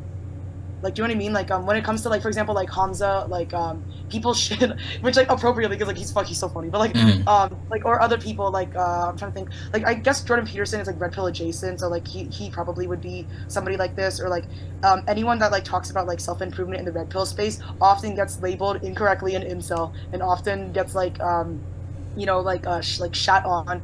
But like when it comes to like it girls, like do you think that there's like a double standard between like these two types?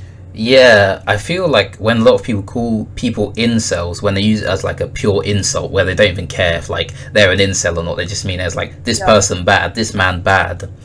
I feel like a lot of like men and women are promoting the same sort of like ideology, but it's treated very differently when men promote it versus when women promote it. There was this podcast, and the podcast came from a Reddit, and the Reddit is called 2X chromosomes or something like that, I think. And then they just like constantly bash men like over and over and over again on there generally, and then when people kind of like try and critique them or be like, hey, I think you're going a bit too far with this, they kind of like say, oh, this guy's an incel, they're like, they won't let us express our feelings. But when stop complaining to me. Exactly. But when men do that, they the women from these sorts of spaces will be like, oh, look at these men. And then there was another Reddit called Incel Tears, I think, which is pretty much talking about how I don't even know what the point of it is. I think they just post what incels say from their discords and websites and stuff. It's and literally then keep farms for like misandrous women. Yeah, exactly. And I don't really get the point of it. I don't really know. It feels very weird to me how you could dislike someone so much, but then you create a Reddit devoted to them and you spend hours of your day looking through everything that they say, trying to find something really interesting, then posting it to other people who also hate these people but take time out of their day to look into what they're saying. It seems like a very weird weird spiral to go down. I don't know. You're putting in the hours on this like fucking subreddit and then you're calling all these men chronically online. It's like, oh, yeah, exactly. It's kind of like, which is weird. It's kind of, I think people have you like, I don't know if this is a common term, but like with gaming Twitch streamers, there's this idea called hate watchers. So they'll watch them because they hate them. I feel like it's that same sort of idea, like they're watching them to fail, but they're actually like secretly somewhat entertained by what's going on like in the stream or in like the Reddit or the Discord or wherever it might be. I feel like that might be what's happening, but yeah, 100% there's a double standard, I would say. Yeah. I think it's really unfortunate because like so many like, because everybody soft maxes like to a degree. Like if you're not a Hikikomori and like you give a little bit of a shit, like but I think like it's just so strange to me to like make fun of people that like I'm not talking about like the misogynists like those types of, I'm talking about like the red pillars that like are really about like self-improvement and like trying to like, you know, just giving like advice and like not giving like prescriptions but like just trying things out.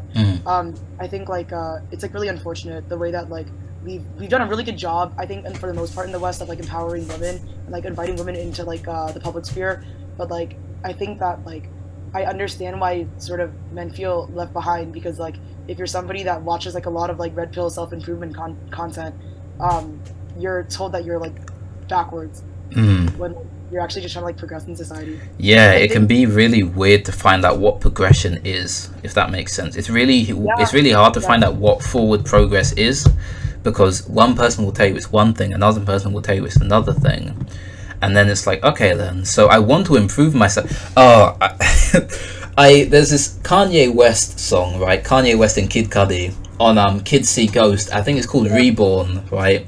Yeah. So this guy, so Kid Cudi's just like riffing, and then he's like, keep moving forward, don't know why, and then he goes on, and then he keeps on like riffing, keep moving forward, and he's like, which way do I go? And then it's like, you want to move forward, but which way is forward? That's the difficult bit. People want to improve themselves.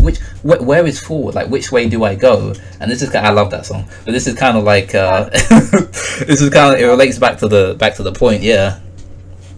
That's so. I just had this thought because I keep thinking of like, are we still in the Enlightenment, or are we like, is this like post Enlightenment? I would say post. I think it's post Enlightenment, but I think it's hard to say because we still like value a lot of Enlightenment ideas, but like they've been critiqued a lot now with like postmodernist, post-structuralist kind of lenses looking at these sorts of ideas. But I feel like postmodernism tried to critique it and then kind of lost, so I guess we kind of still are in the Enlightenment period, sort of, or like post Enlightenment, I guess. I don't know.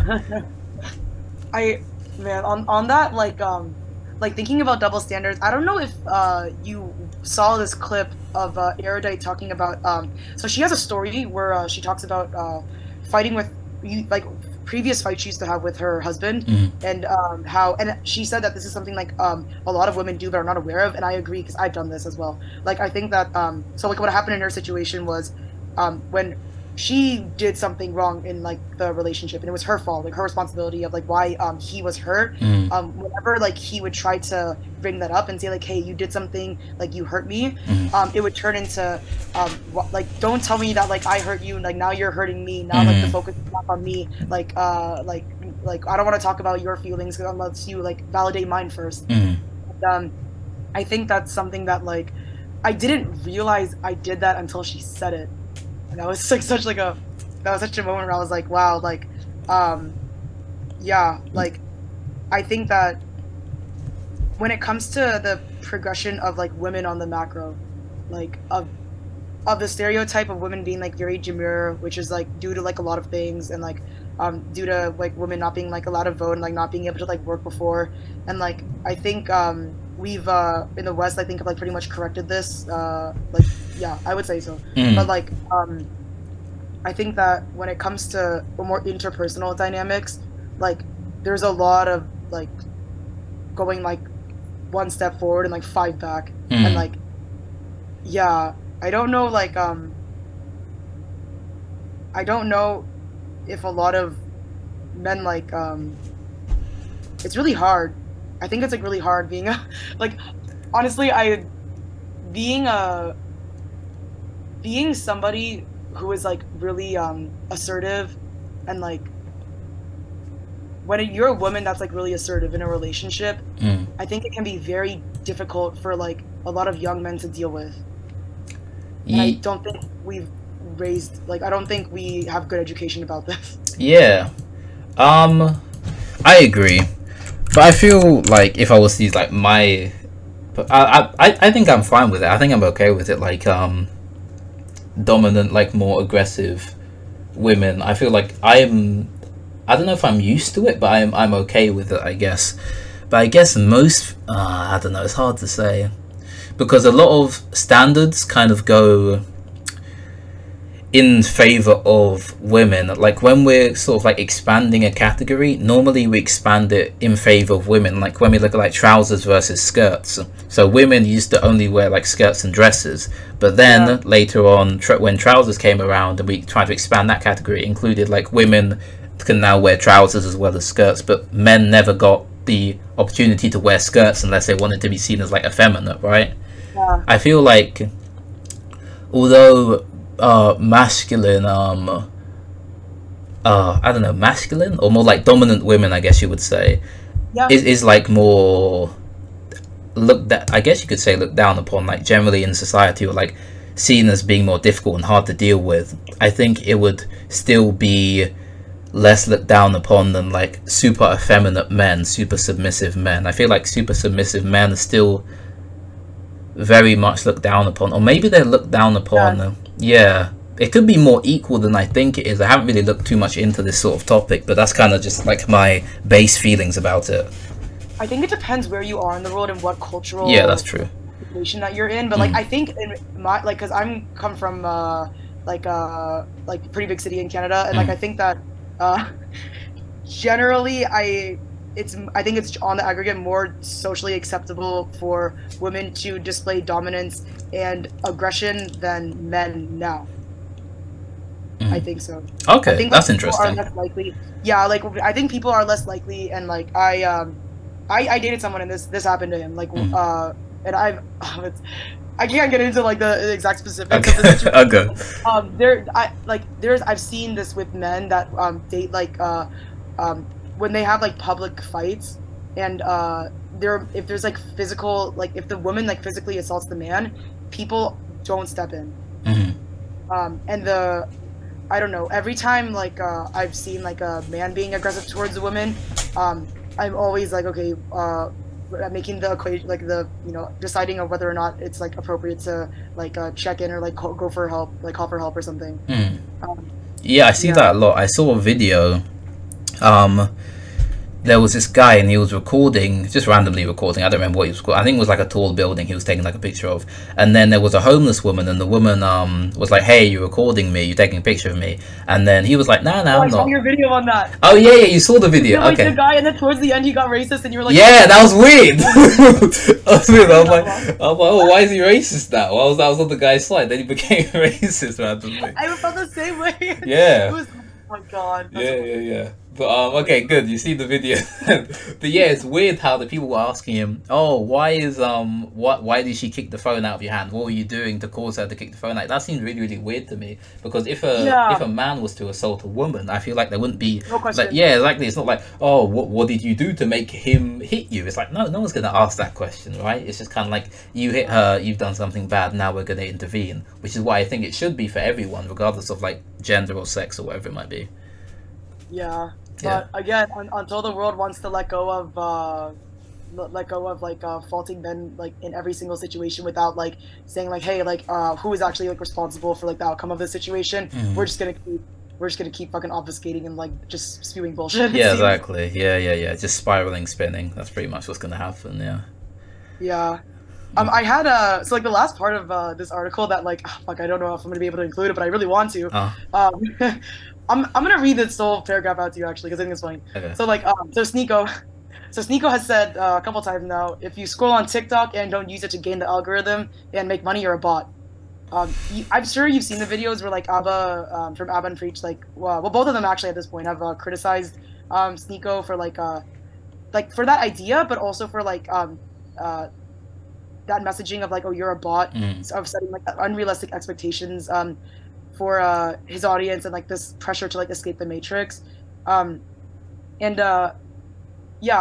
wanted to know, like, do you think people are obligated to try and escape the matrix, like how Sneako says? Like, do you think we're obligated to try and like, you know, try to not be a bot? Yeah, I don't think Sneako knows what he's talking about most of the time, if I'm gonna be completely honest. I feel like he has this idea of escaping the matrix, but then does he want to be in charge of the matrix? Does he want to just escape it and then just not be associated with it? Because I feel like some people live lives of blissful ignorance.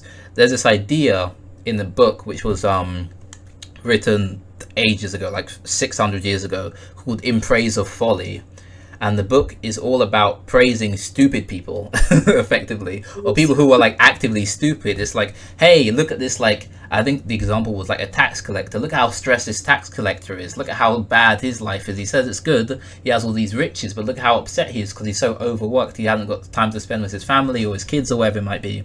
And then they compared it to, oh, look at this this man who barely makes any money, who was an idiot quote unquote, all throughout his education. He never did anything extraordinary, but now he has a wife and kids and he's happy, and he is so stupid to put it nicely, he doesn't know he's dumb, which is the I don't know, the nice equilibrium to hit it at. And I feel like this is sort of the Matrix idea. Let's say like everybody's in the Matrix, sure, okay. Are they unhappy in the Matrix, or are they happy in the Matrix?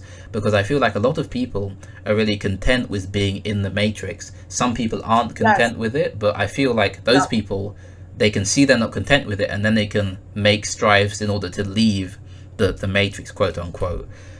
But I feel like the Matrix idea is very weird to me. Yeah. Because this is always what I've thought about when I've seen the Matrix movie. So let's say Neo says he escapes the Matrix and everything like that, right? If these robots were like really like super smart, what they would do is make it look like he escaped the Matrix, but he's actually still in the Matrix when he escapes it. So then he won't try to leave anymore, right? So that's not really related, but that's always what I think about. Like if the Matrix is mid. If you can't do that, then it's mid, right? Yeah, exactly. Oh my God. If they were that smart, then they would make like, maybe they'll make like 5 different matrices. So then like, then maybe he realizes eventually, hey, I'm still in here. Then he tries to escape, and then he's like, has to do like 5 times. Then maybe he's out of there. I don't know. But yeah, that's just like a weird idea I came up with. That is, somebody needs to expand. You should expand on this more. That is very, very interesting. That imagery as well is like very like interesting. Yeah, I wrote about it in my book, in my second book. So that's where it came from. I have like I didn't. I want to listen to. Actually, I want to read them because I was reading like parts of the book that you just released like recently. But like I haven't gone to like sat down and like go through everything yet. But yeah, I think that like, dude, like the Matrix is just like normie culture, but like that's not necessarily bad. Yeah, I agree. I don't really know. It's so weird. I don't know what they mean by I really don't. I tried to figure it out. I don't know what they mean by the Matrix. Is it like heavily influenced by like the media? Because if that's true, then they are the Matrix and they are in the Matrix. Like they're both at that point. Part of the Matrix. Yeah, exactly. So then, okay, so apparently it's not that. But then, is it like being like a Democrat, being left wing? Is that the Matrix? But if that's the case, then that doesn't really make. I don't know what it is. I'm trying to figure out. I don't understand it. I think it's literally this idea of like trying to escape. I honestly like to explain it to people as like all the values that like they claim to want. So like the idea of like stability, like the idea of family, like the idea of working hard and like going on vacations and just having like a normal life. Like everything that they say they want is what they're shitting on when they say like escape the Matrix. Because like it's really just like I think the Matrix is like having a normal like 9-to-5 job, like coming home, like watching Netflix, like raising your kids and just like vibing, like, which like doesn't sound that bad to me honestly, but like a lot of the conservative values are literally like that lifestyle is like I think what somebody like an Andrew Tate or a Sneako would consider as like being in the Matrix. Yeah, that seems weird to me. I feel like that ties into the whole mandatory excellence idea again, where you have to be. Also, this is kind of weirdly linked, but like they have a very weird idea of testosterone and what testosterone does. Like they have no idea how it works at all. They're like, oh, increase my T levels. Look at this, increase my T. Like, but you don't want to. I'm gonna get a bit. Yeah, I'm a personal trainer, so like I get a bit not heated, but I get a bit deep into this topic when like it comes up. But like, you don't want to increase your testosterone just like base, because if you increase your testosterone, your body's going to produce more estrogen, which is, I would assume, what you don't want. And you don't want excesses of testosterone without estrogen, because estrogen helps you function as much as testosterone helps you function. And you don't just want more testosterone, you want more free testosterone, which isn't just testosterone. And normally they'll just test like their base testosterone levels and then say, oh, look at me, I'm so Chad, look at my testosterone levels. Then it'll be like, you have to look at like 50, you have to look at like androgen receptors, you have to look at your ACE, you have to look at your SHBG, you have to look at your free test, you have to look at your like you have to look at like 50 different things in order to figure out like what your testosterone actually is, and then that won't even like be conducive to how masculine you act. Like you can have like super high testosterone and still be like a femboy or whatever. Like it doesn't correlate exactly, but like there's some correlation to it. But that's kind of like a tangent, weird tangent, yeah. I don't think Andrew Tate or Sneako is like concerned at all with providing like a holistic view of medicine, unfortunately. Yeah, true. Yeah. I think, okay, do you think that they're happy though? Like, do you think that like the Andrew Tates and Sneakos are they joyful? Are they happy? Are they happy? He's rich now. Like, good for Sneako. If he really like got like a lot of money the past year, like after being cut off from his family and like not allowed to Christmas, like and shit. Like, if that's what happened to him, like honestly, like if he chose that, like good for him for making money. But like, I wonder if he's happy. It's hard to say because no one's really always happy or always sad, and it's kind of hard to compare whether someone's more happy now than they were before. We could look at like base levels of happiness, but that's really hard to infer unless you're the actual person. But for Sneako's case, I don't think he's happier. I watched some of his old content a while ago, and he acted very differently. He looked more intrigued in the topics which he was talking about. Now when I see him, he's playing a character almost. It looks his emotions look too forced. They look too like over the top.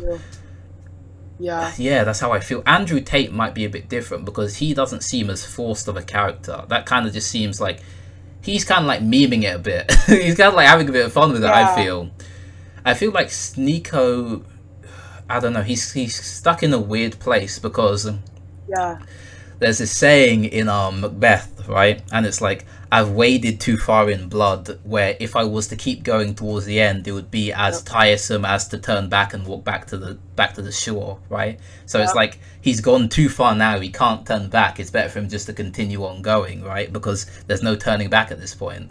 And that's kind of that's the rub of the situation, right? That's the difficulty in it.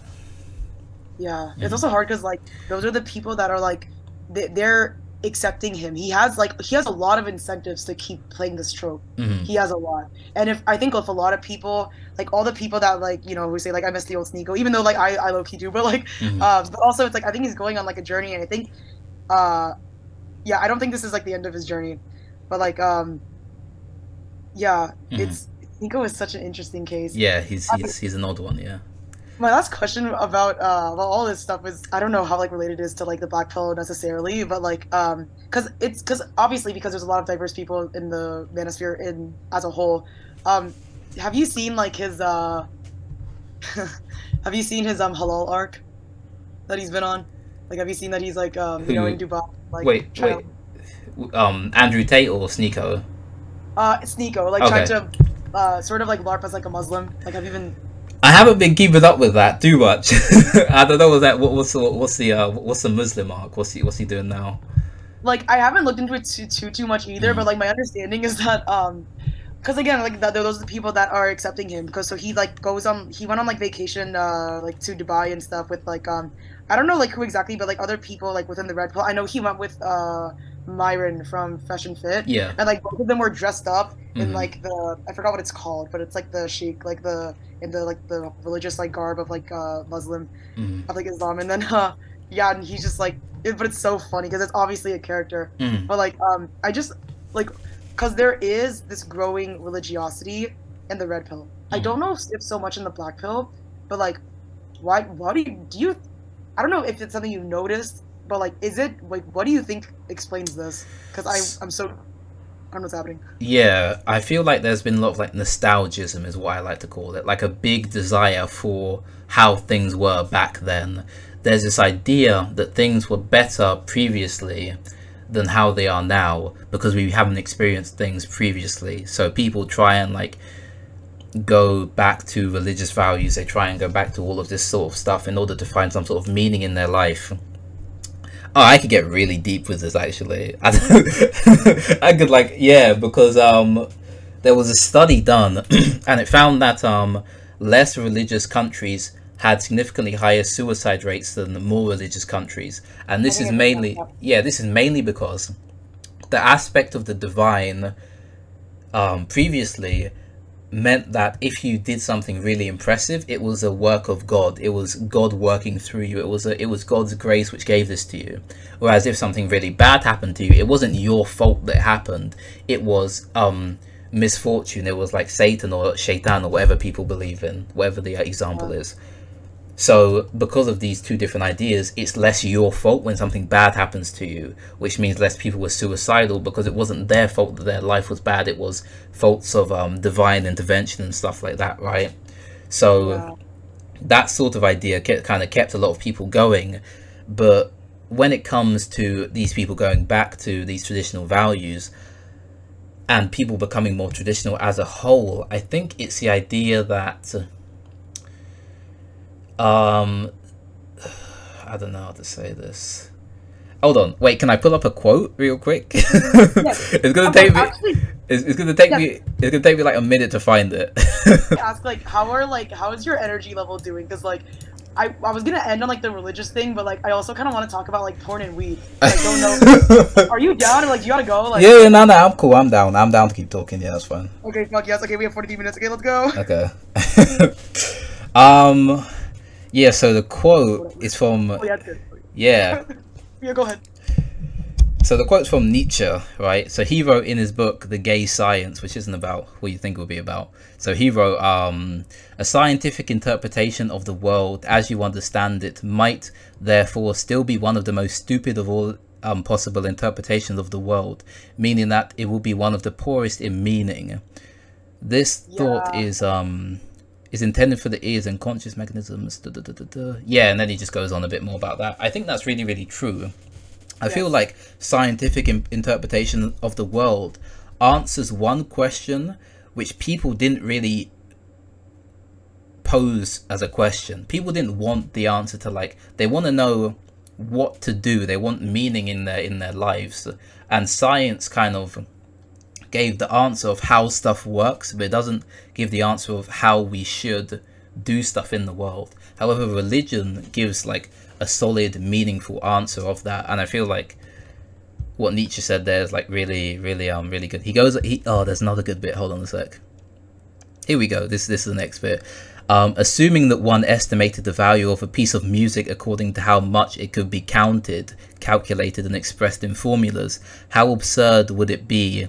How absurd would such a scientific estimation of music be? Or would one comprehend of it, understand, and grasp and understood of it?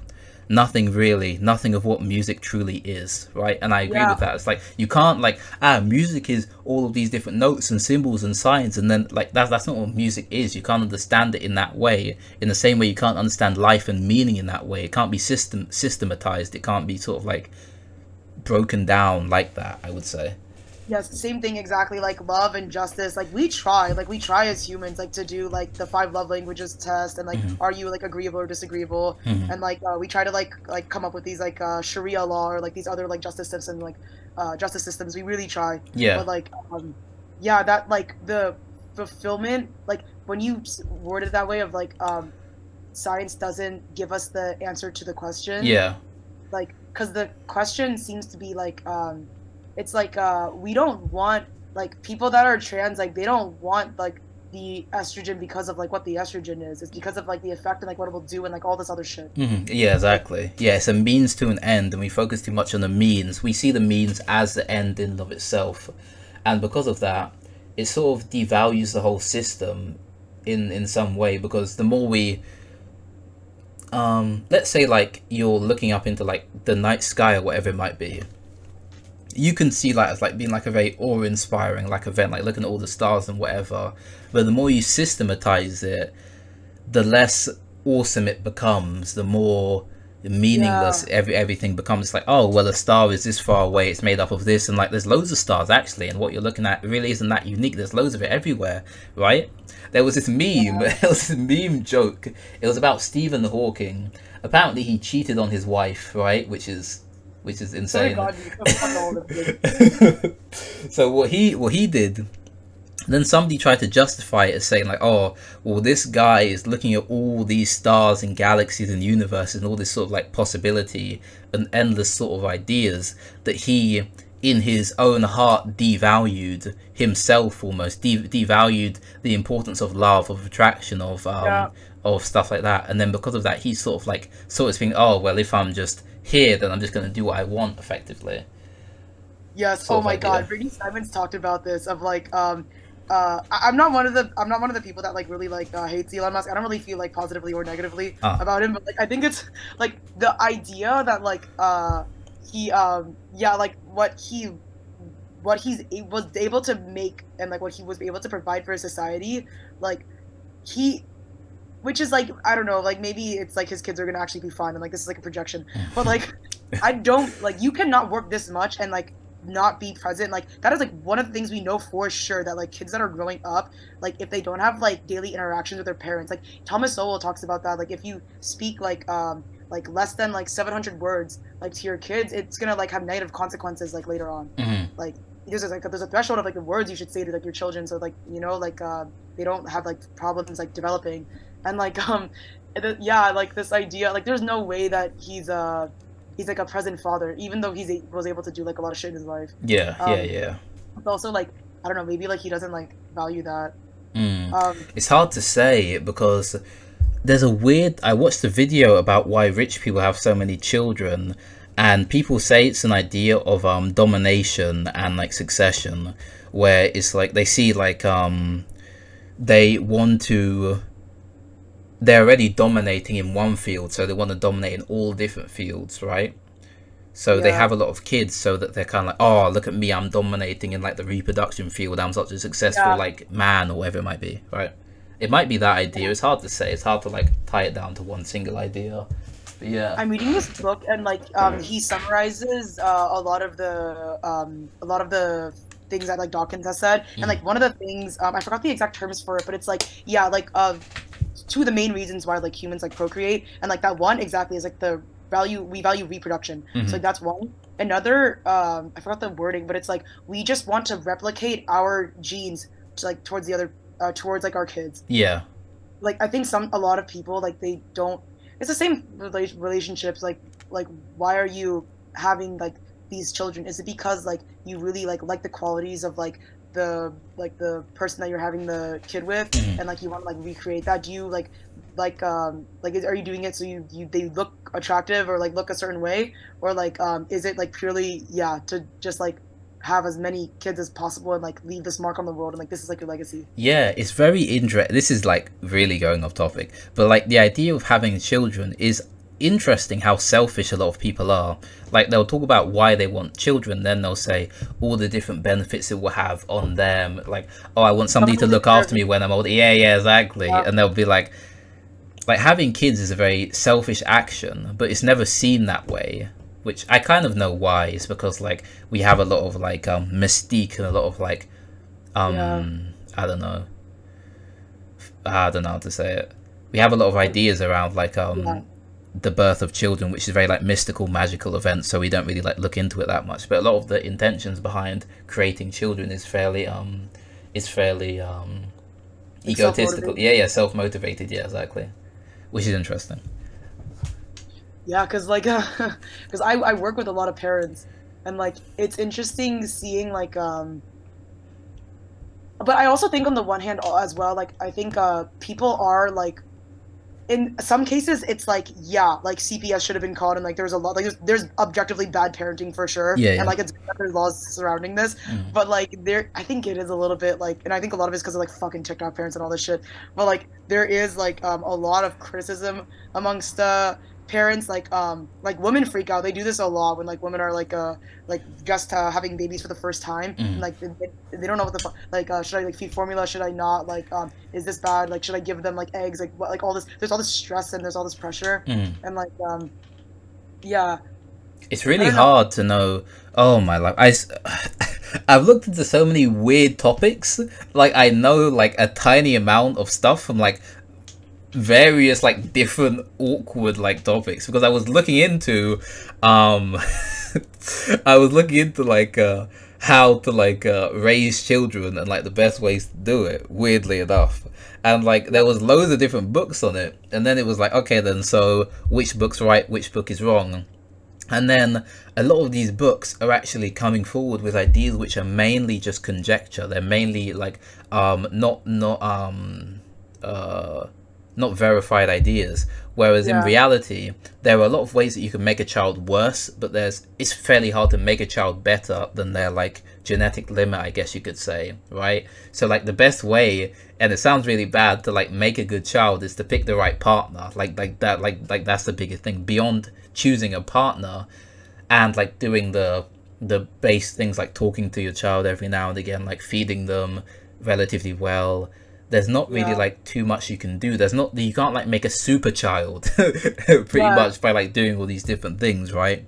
It's mainly just about doing what we've always done throughout history, and about feeding the child while keeping them warm, whatever it might be, being present in their lives. And there was another one, I forgot it, and trying not to live through them, which is an interesting idea, because a lot of people live vicariously through their children, and this happens this happens in Asian households, I've found from like speaking to my friends more than anything. I was just gonna say, that's why we all play instruments, bro. I play cello, my sister plays viola, my brother plays piano, because like my mom quit piano when she was like, or no, she quit violin when she was like 12, and she's like, I always regretted it, and she played so like, oh my God. People really like to live through their children, which isn't too surprising, but it's very interesting when it happens, because you'll see them.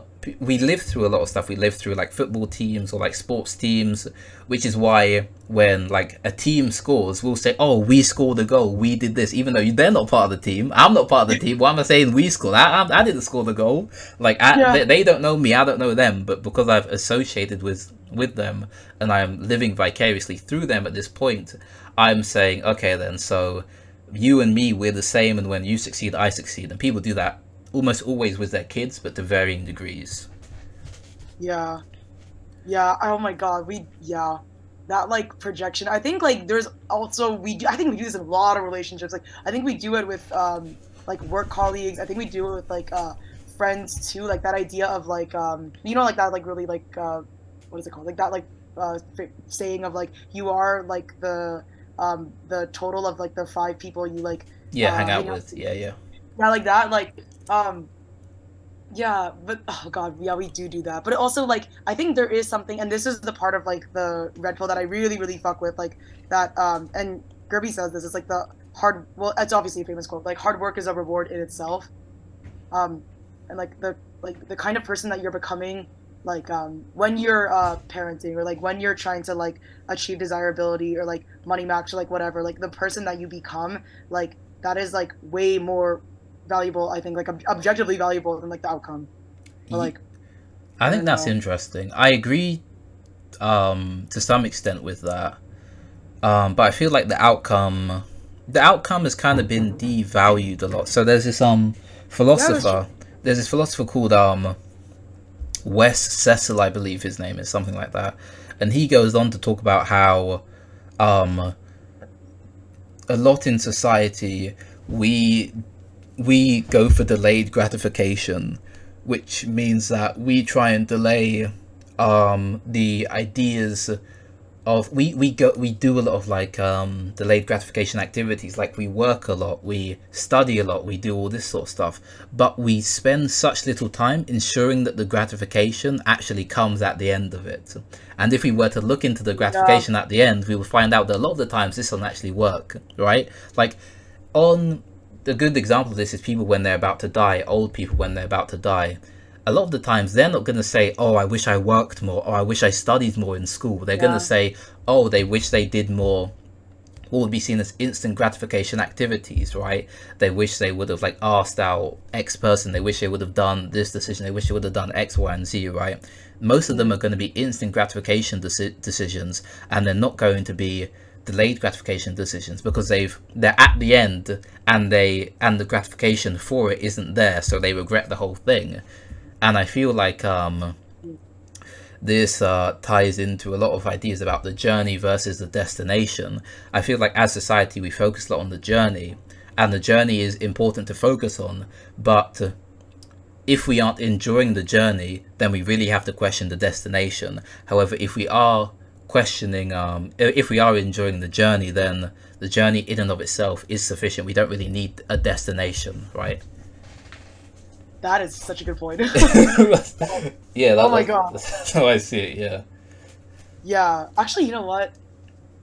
I have to think about this more, but like I think what you said just now about like we don't because it ties into what you said earlier about like if we are in like the post enlightenment, like what was it all for? Yeah. Was it for this? Because like damn, we kind of fucked up. Yeah, but yeah, I agree. It's kind of like, how could we know? That's the difficult thing. I really don't try and like put too much blame or responsibility on people before, because logically speaking, it's the same with like plastics, right? Like people who were inventing plastics found something which would never biodegrade, which would last forever, which could be turned into almost anything. How could they know like it's gonna go into the oceans and like mess up the whole like ecosystem down there? Like they couldn't know that. They just had like the biggest invention of their lives, and they see it as like being this big net good, but in the end it turned out to be this have huge negative consequences along with it. It's the same with like the Enlightenment ideas, where it's brought a lot of bad into the world, but it's probably also brought a lot of good into the world as well. And if the Enlightenment didn't happen, like what else would be there, you know, like what would take its place, and then what would be the result of that? And then that's why it's so difficult to figure out, right? That's why like the difficulty, I always wish sometimes, like, I wish we could just do, like, a global experiment and just, like, okay, everybody that doesn't want democracy or, like, doesn't want the Enlightenment values because it's, like, colonialist or, like, whatever, like, they should be able to create their society where it's absent, and and everybody else can stay in, like, the society where there's democracy and, like, these Enlightenment values, and we can just see. Like, I really wish that we could run this experiment. Yeah. I think that would be so interesting. Yeah. But, yeah, that would be actually, cool. you know what? You talked about I know like you had that video about like dopamine detox and like delayed gratification. Yeah. I don't know. Okay, are you open to talking about like porn and marijuana? Yeah, sure. That's that's okay. Yeah. And like or like just vices in general, because like what is your relationship to? Because I know like there's a lot of people in the red and black pill that that participate in NoFap and like they don't watch any porn, like it's like zero porn or. Like, what do you think about that, or what is your experience with that? I think it works, but mainly just because you're restraining yourself. It works in the same way that like going to the gym every day works, because you're pushing yourself to do something which you otherwise wouldn't want to do. But I feel like outside of that sort of idea, I don't think there's like too much evidence for the particular idea of NoFap like really working too much. There might be some, but if there is some. Yeah, yeah, I don't know about all that. I don't know about if that works or not. Maybe it does, yeah. But yeah, I feel like I have respect for people who do it, but I also understand people who do the opposite, who like fully engage in like all of their vices, because life sucks, man. Like life, I don't know, like life can be hard, you know. And I understand people who there's like this saying, another saying, it's like, you shouldn't be surprised when you see a demon in hell, you know, like it's the expected outcome, you know. That's what's gonna happen. Yeah. Oh my god. I think it's interesting because like there's so many reasons why people don't watch porn. So like some people, which I think is incorrect, but true in a lot of cases, but incorrect on the whole. Like that all porn has exploitation. Like, because there's enough people that make porn like for their pleasure, and like they're not being coerced or anything. Like there's a lot, like it's like sex work. Like not all sex work is exploitation, though. Like a lot of it is. Yeah. And or like some people, exactly, like they don't watch porn yeah, because of like I don't know, to like dopamine detox or like whatever. Yeah. And also just like it is like going to the gym in the sense of like if you're able to prove to yourself that like you have that control and that you're able to go on without that, like I'm sure is very like I'm sure that you get a security that like I don't have that. Like that security, like being chill without your vices, like I don't have that yet. Yeah, I think the idea of dopamine detox is really weird, because detoxing from dopamine or abstaining from stuff gives you a dopamine rush. it gives you dopamine because you're doing something. You get gratification out of detoxing from dopamine, which gives you dopamine, right? This is why it's something called a runner's high, which is a bit different because it's endocannabinoids, I think, which is the same thing as cannabis, interestingly. Or no, cocaine. It's the same thing as cocaine, which is weird. It's the same like neurotransmitter. When like you run for a long time, you get what's called endocannabinoids, which come up in your brain, and endorphins, and they make you feel better when you're running.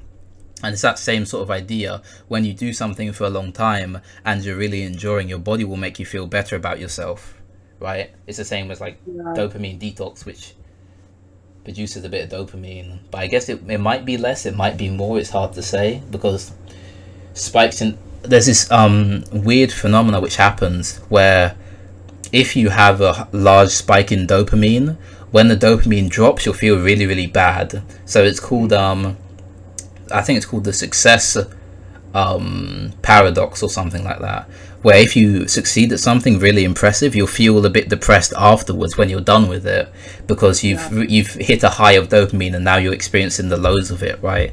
So that might be something which happens as well, which is interesting. It's the same with dopamine. It's the same with testosterone as it is with dopamine. Dopamine is a very like complex neurochemical. You don't need to like detox from from all of it. I get the idea behind it, but like the name is a bit weird. It's a bit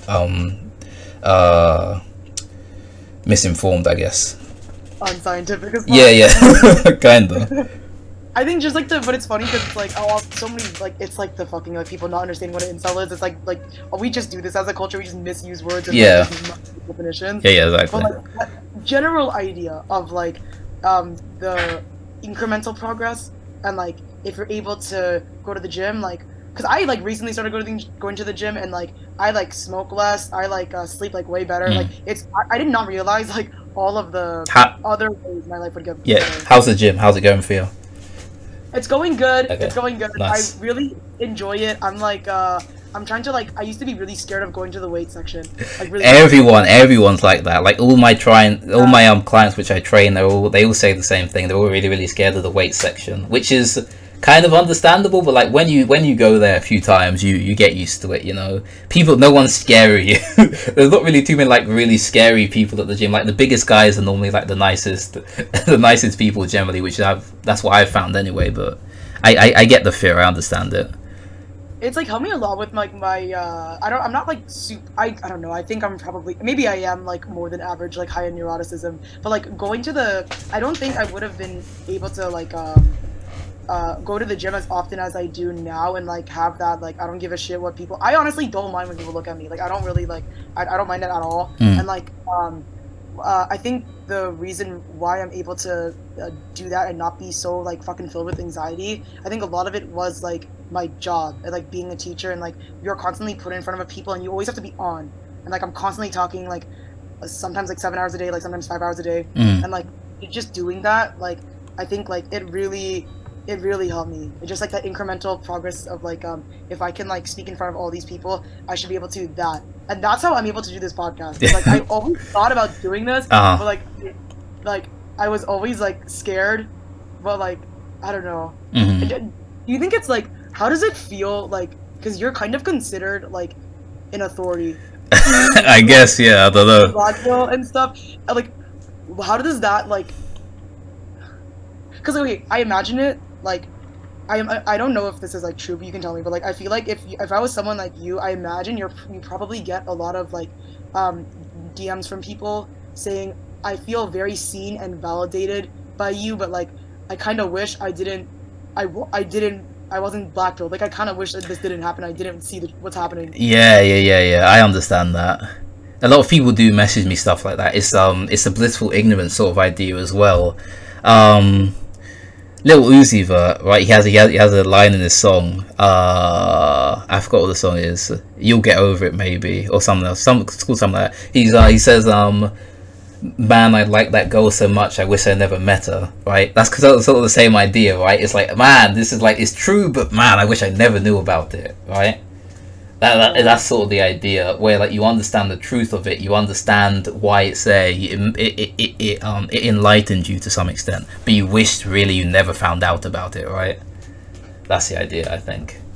Do you feel that way? Like, do you wish that you were like born in like 1980 and like you didn't know that this like word existed, and like I don't know, it's so hard to say. I feel really weird about that sort of idea, because I feel like I'm forsaking myself. I feel like I am like spitting on like what I've created myself to be here, and I don't know if I don't know, like some part of me does, some part of me doesn't. It's like a 49-60 split, and right now I'm kind of like I'm chilling with where I am at the moment, I guess, writing my my little books and, you know, chilling out, trying to figure stuff out. Yeah, so I feel like I'm more for than against at the moment. I feel that way as well. Like when I look at like the memes of like girl, like I like those fucking like I'm the female Joker memes, and like I relate to like the toxic like woman archetype, like all those memes. Like I do feel like really seen by like a lot of that stuff, and like I don't know, but I'm also like not an incel, so maybe this is like not, like I don't like, I would not wish to be born in like any other time, and like I don't like, because I think that being an incel, like for some people, it's unfortunately it's not a mutable identity. Like that's just how it is. That's just how it is. It's some people, like you look fucked up. You have like no charisma. Like, yeah, it's really unfortunate, and like you can do things like to work on it. You can, I think, but like also like some people are just like fucked, and that's because we're in the wild west. We're in the jungle still. Yeah. And, like we have bones.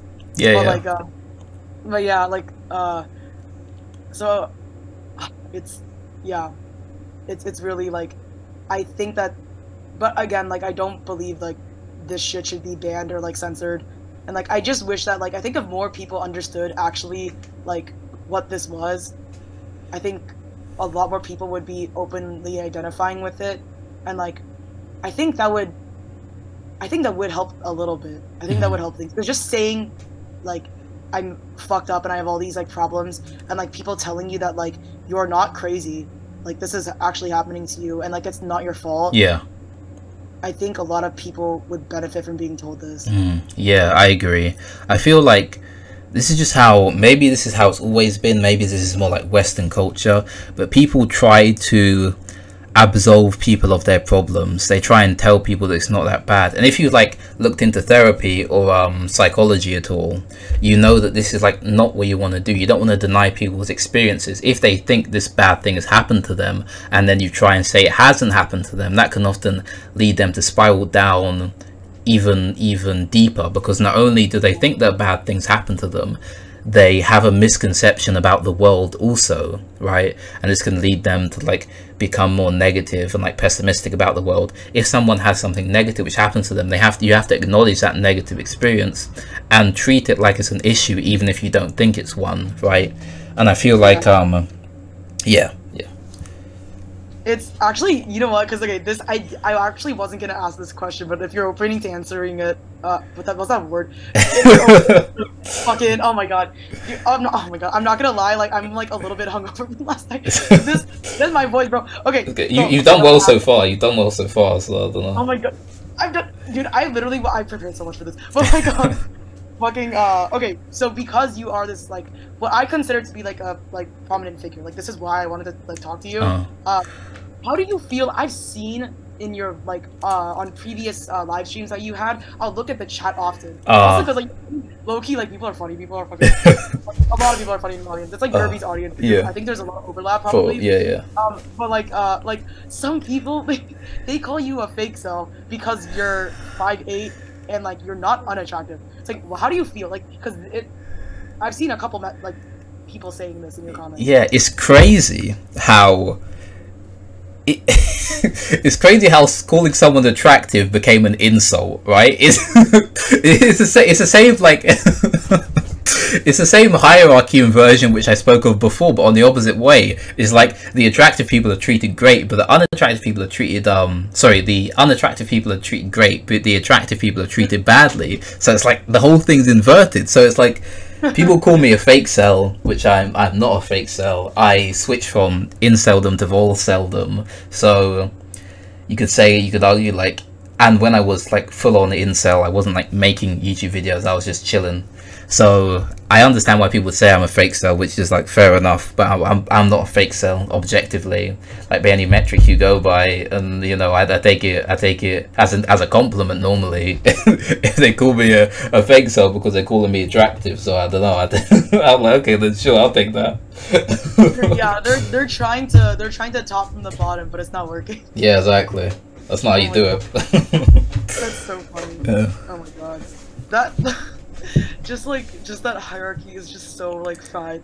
Yeah. I had like one final question, but I can't fucking remember. Oh yeah, that's it. Okay, yeah, because you just said right now that okay, I saw you say this in another video that like you go back and forth between identifying as like a incel and a volcel. Yeah, I do. How does that work? So generally, it's how hard I'm like trying, or how deep I'm looking for like whatever I'm looking for at the time. So if I'm not looking, I'll call myself a volcel. If I am looking, I'll call myself an incel, and I'll switch between the two because it feels weird to me that you can not be looking for a partner and then call yourself an incel. That seems a bit weird to me because you're not really looking, if that makes sense. But if you're looking, but if you're looking, then it's more voluntary. Oh god damn it! Oh my god, fucking fake ass number. Okay, wait. So when you do identify as an incel, like so in those periods, you're wanting that like to achieve that desirability, or like you're wanting whatever it is that you want, and like it's not happening. Like is that correct? Yeah, sort of. But the big reason, like the main reason why I do it is generally like if I'm speaking to people, I use it to like as a buffer. So if they have like negative conceptions about incels, then I say I'm a volcel, then I don't get the negative conceptions as much. But if like you watch my stuff, then you know what I'm talking about. So I kind of use it as a buffer sometimes as well. So is it when you're talking to women, talking to your audience, like who do you like have to like code switch? Generally, if I'm like being interviewed, I'll call myself a volcel because it's much easier to explain. But if I'm just talking to like my audience, I'll call myself an incel. If nothing else is like if nothing else is different, but it depends. I don't know, but I'm generally not a fake cell. I'm not a fake cell. That's just how it is. Wait, so I was gonna, cause I'm calling this article like, cause I pitched it to the magazine, calling it like the incel Socrates. Is that? Would you like? Nah, that's cool. I like that name. You identify with that, like? Yeah, I like that. I like that. Yeah. Okay, great. My favorite name, which I've been given, which I kind of gave myself, but someone else called me it, is the King of the Losers. I love that name, the King of the Losers, man. That's. Oh my god, you're like a good name. Oh my god, you're literally. But that's like such a. That is like such a, because people love the anti-hero. Like that's a trope where it's like I don't know how the way to say it, but it's like in vogue. Like it's honestly like, yeah. What was that?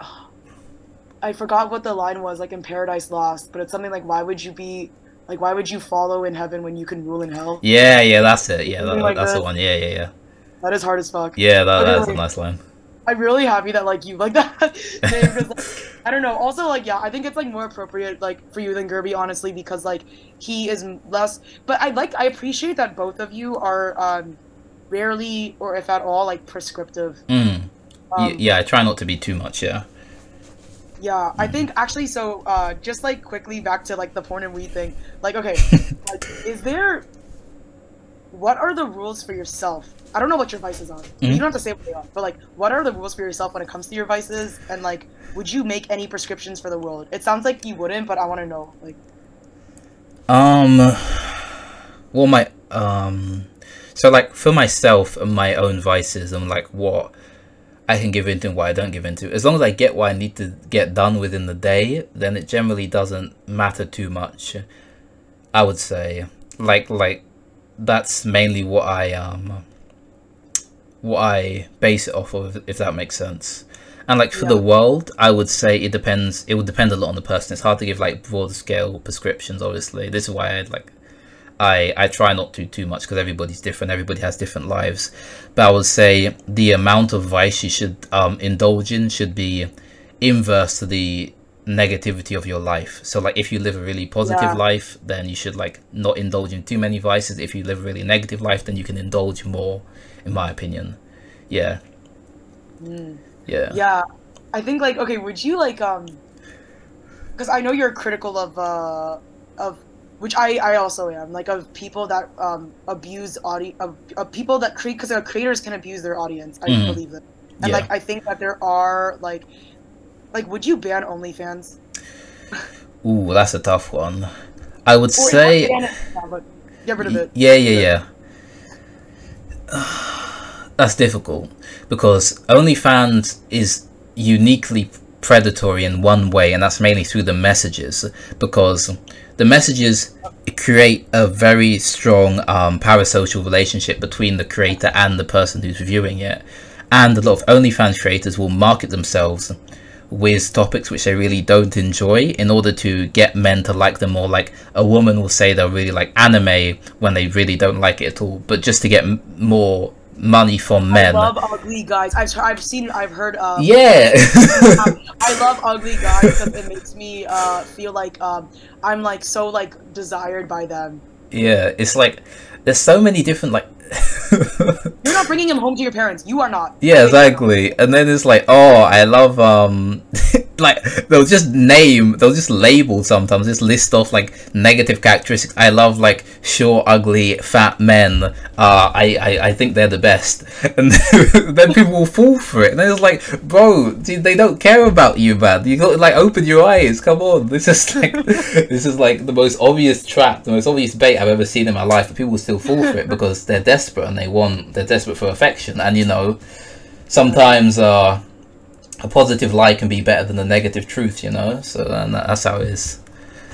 Yeah, I think there is like this exploitation, but also like, listen, like I think like ultimately like people are also free to choose, like people are free, unfortunately, but like that's also like who gives a fuck at the end of the day. Like people are free to choose bad relationships, and people are free to choose like to be exploited. And I think a lot of people, especially with OnlyFans, they're living that life, and like they're happy with like their this like facade of a relationship. Yeah.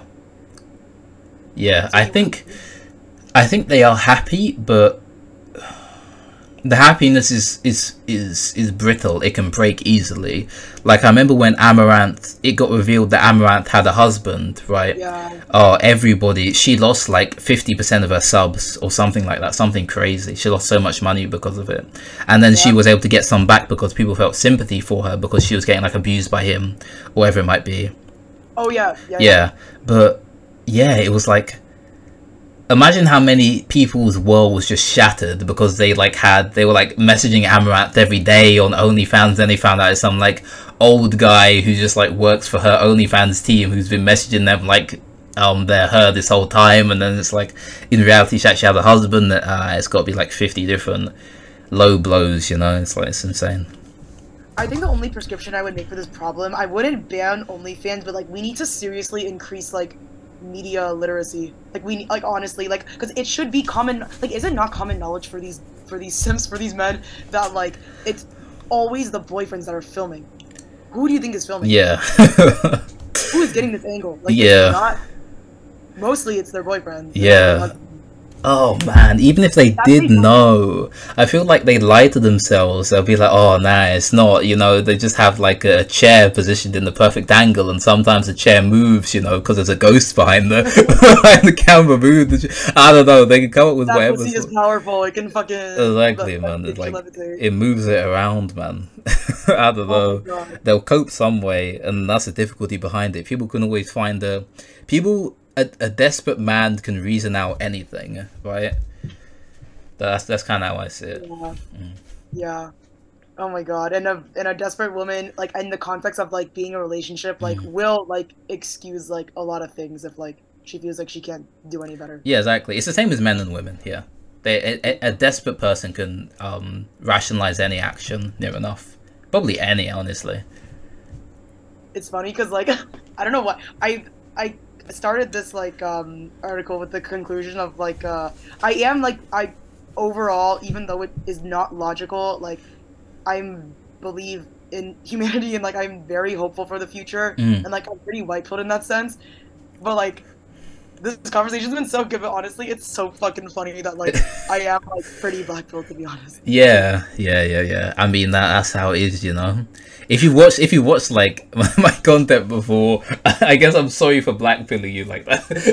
No, but honestly, like oh my god, but like it's like talking to I've had some of the best conversations I've had have been in the past couple of weeks. Like I've like talked to like a lot of different guys. Like I talked to this Muslim dude, I talked to this like Christian Syrian dude. Like I've just talked to people from my work and stuff, just like different kinds of men about this. And like it's so interesting. I get like two reactions generally. It's like the first reaction is like is from when I tell people, they're like, why are you doing this? Like, oh, like don't be careful because like they're all school shooters and like you don't want to like platform. Like it's either like this reaction, or it's like the, oh, it's good that you're talking about this.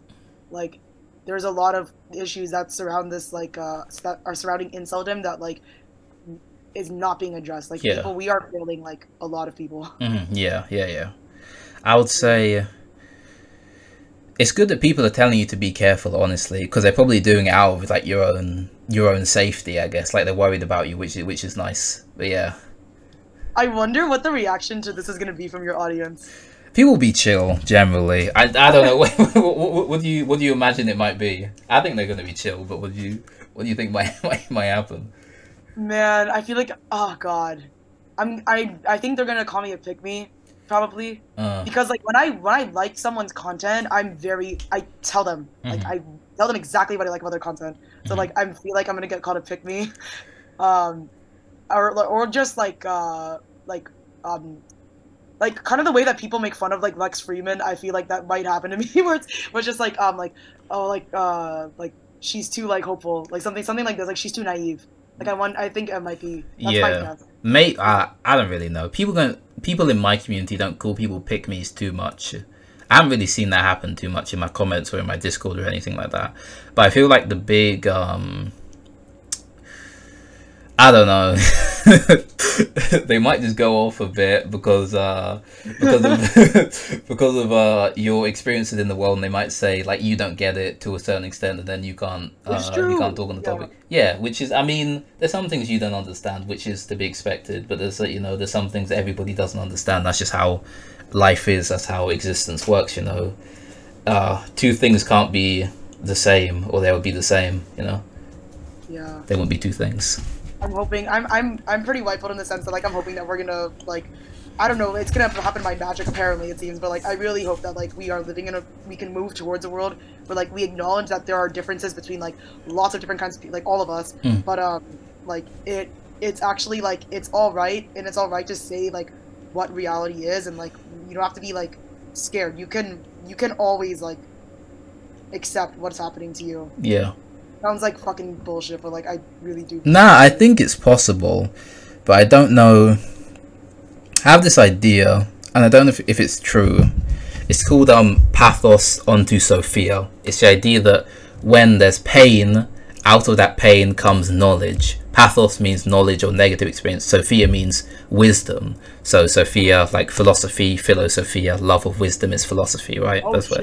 where that's where the name philosophy comes from. So I think like maybe when a negative event happens, it might like breed a time of like big positivity. Like I don't know, I don't know what that even means, but it'll be like a very positive effect on like society. I don't know if that's true, but that's kind of what I'm hoping for. If anything does happen, I feel like it's going to be something like that. And who knows, maybe we can be some sort of influence. I don't know. I guess we'll see. I think you are, honestly. I think like despite like all the doomers that are like in your audience, I think ultimately like you are, I think, genuinely like a positive influence. I don't know if you still felt that way, but like I like really connect with your content, and like even after this, like I'm still gonna be watching it. Okay. Well, I don't. Yeah, I don't know if I'm positive. I don't know. That's hard to say.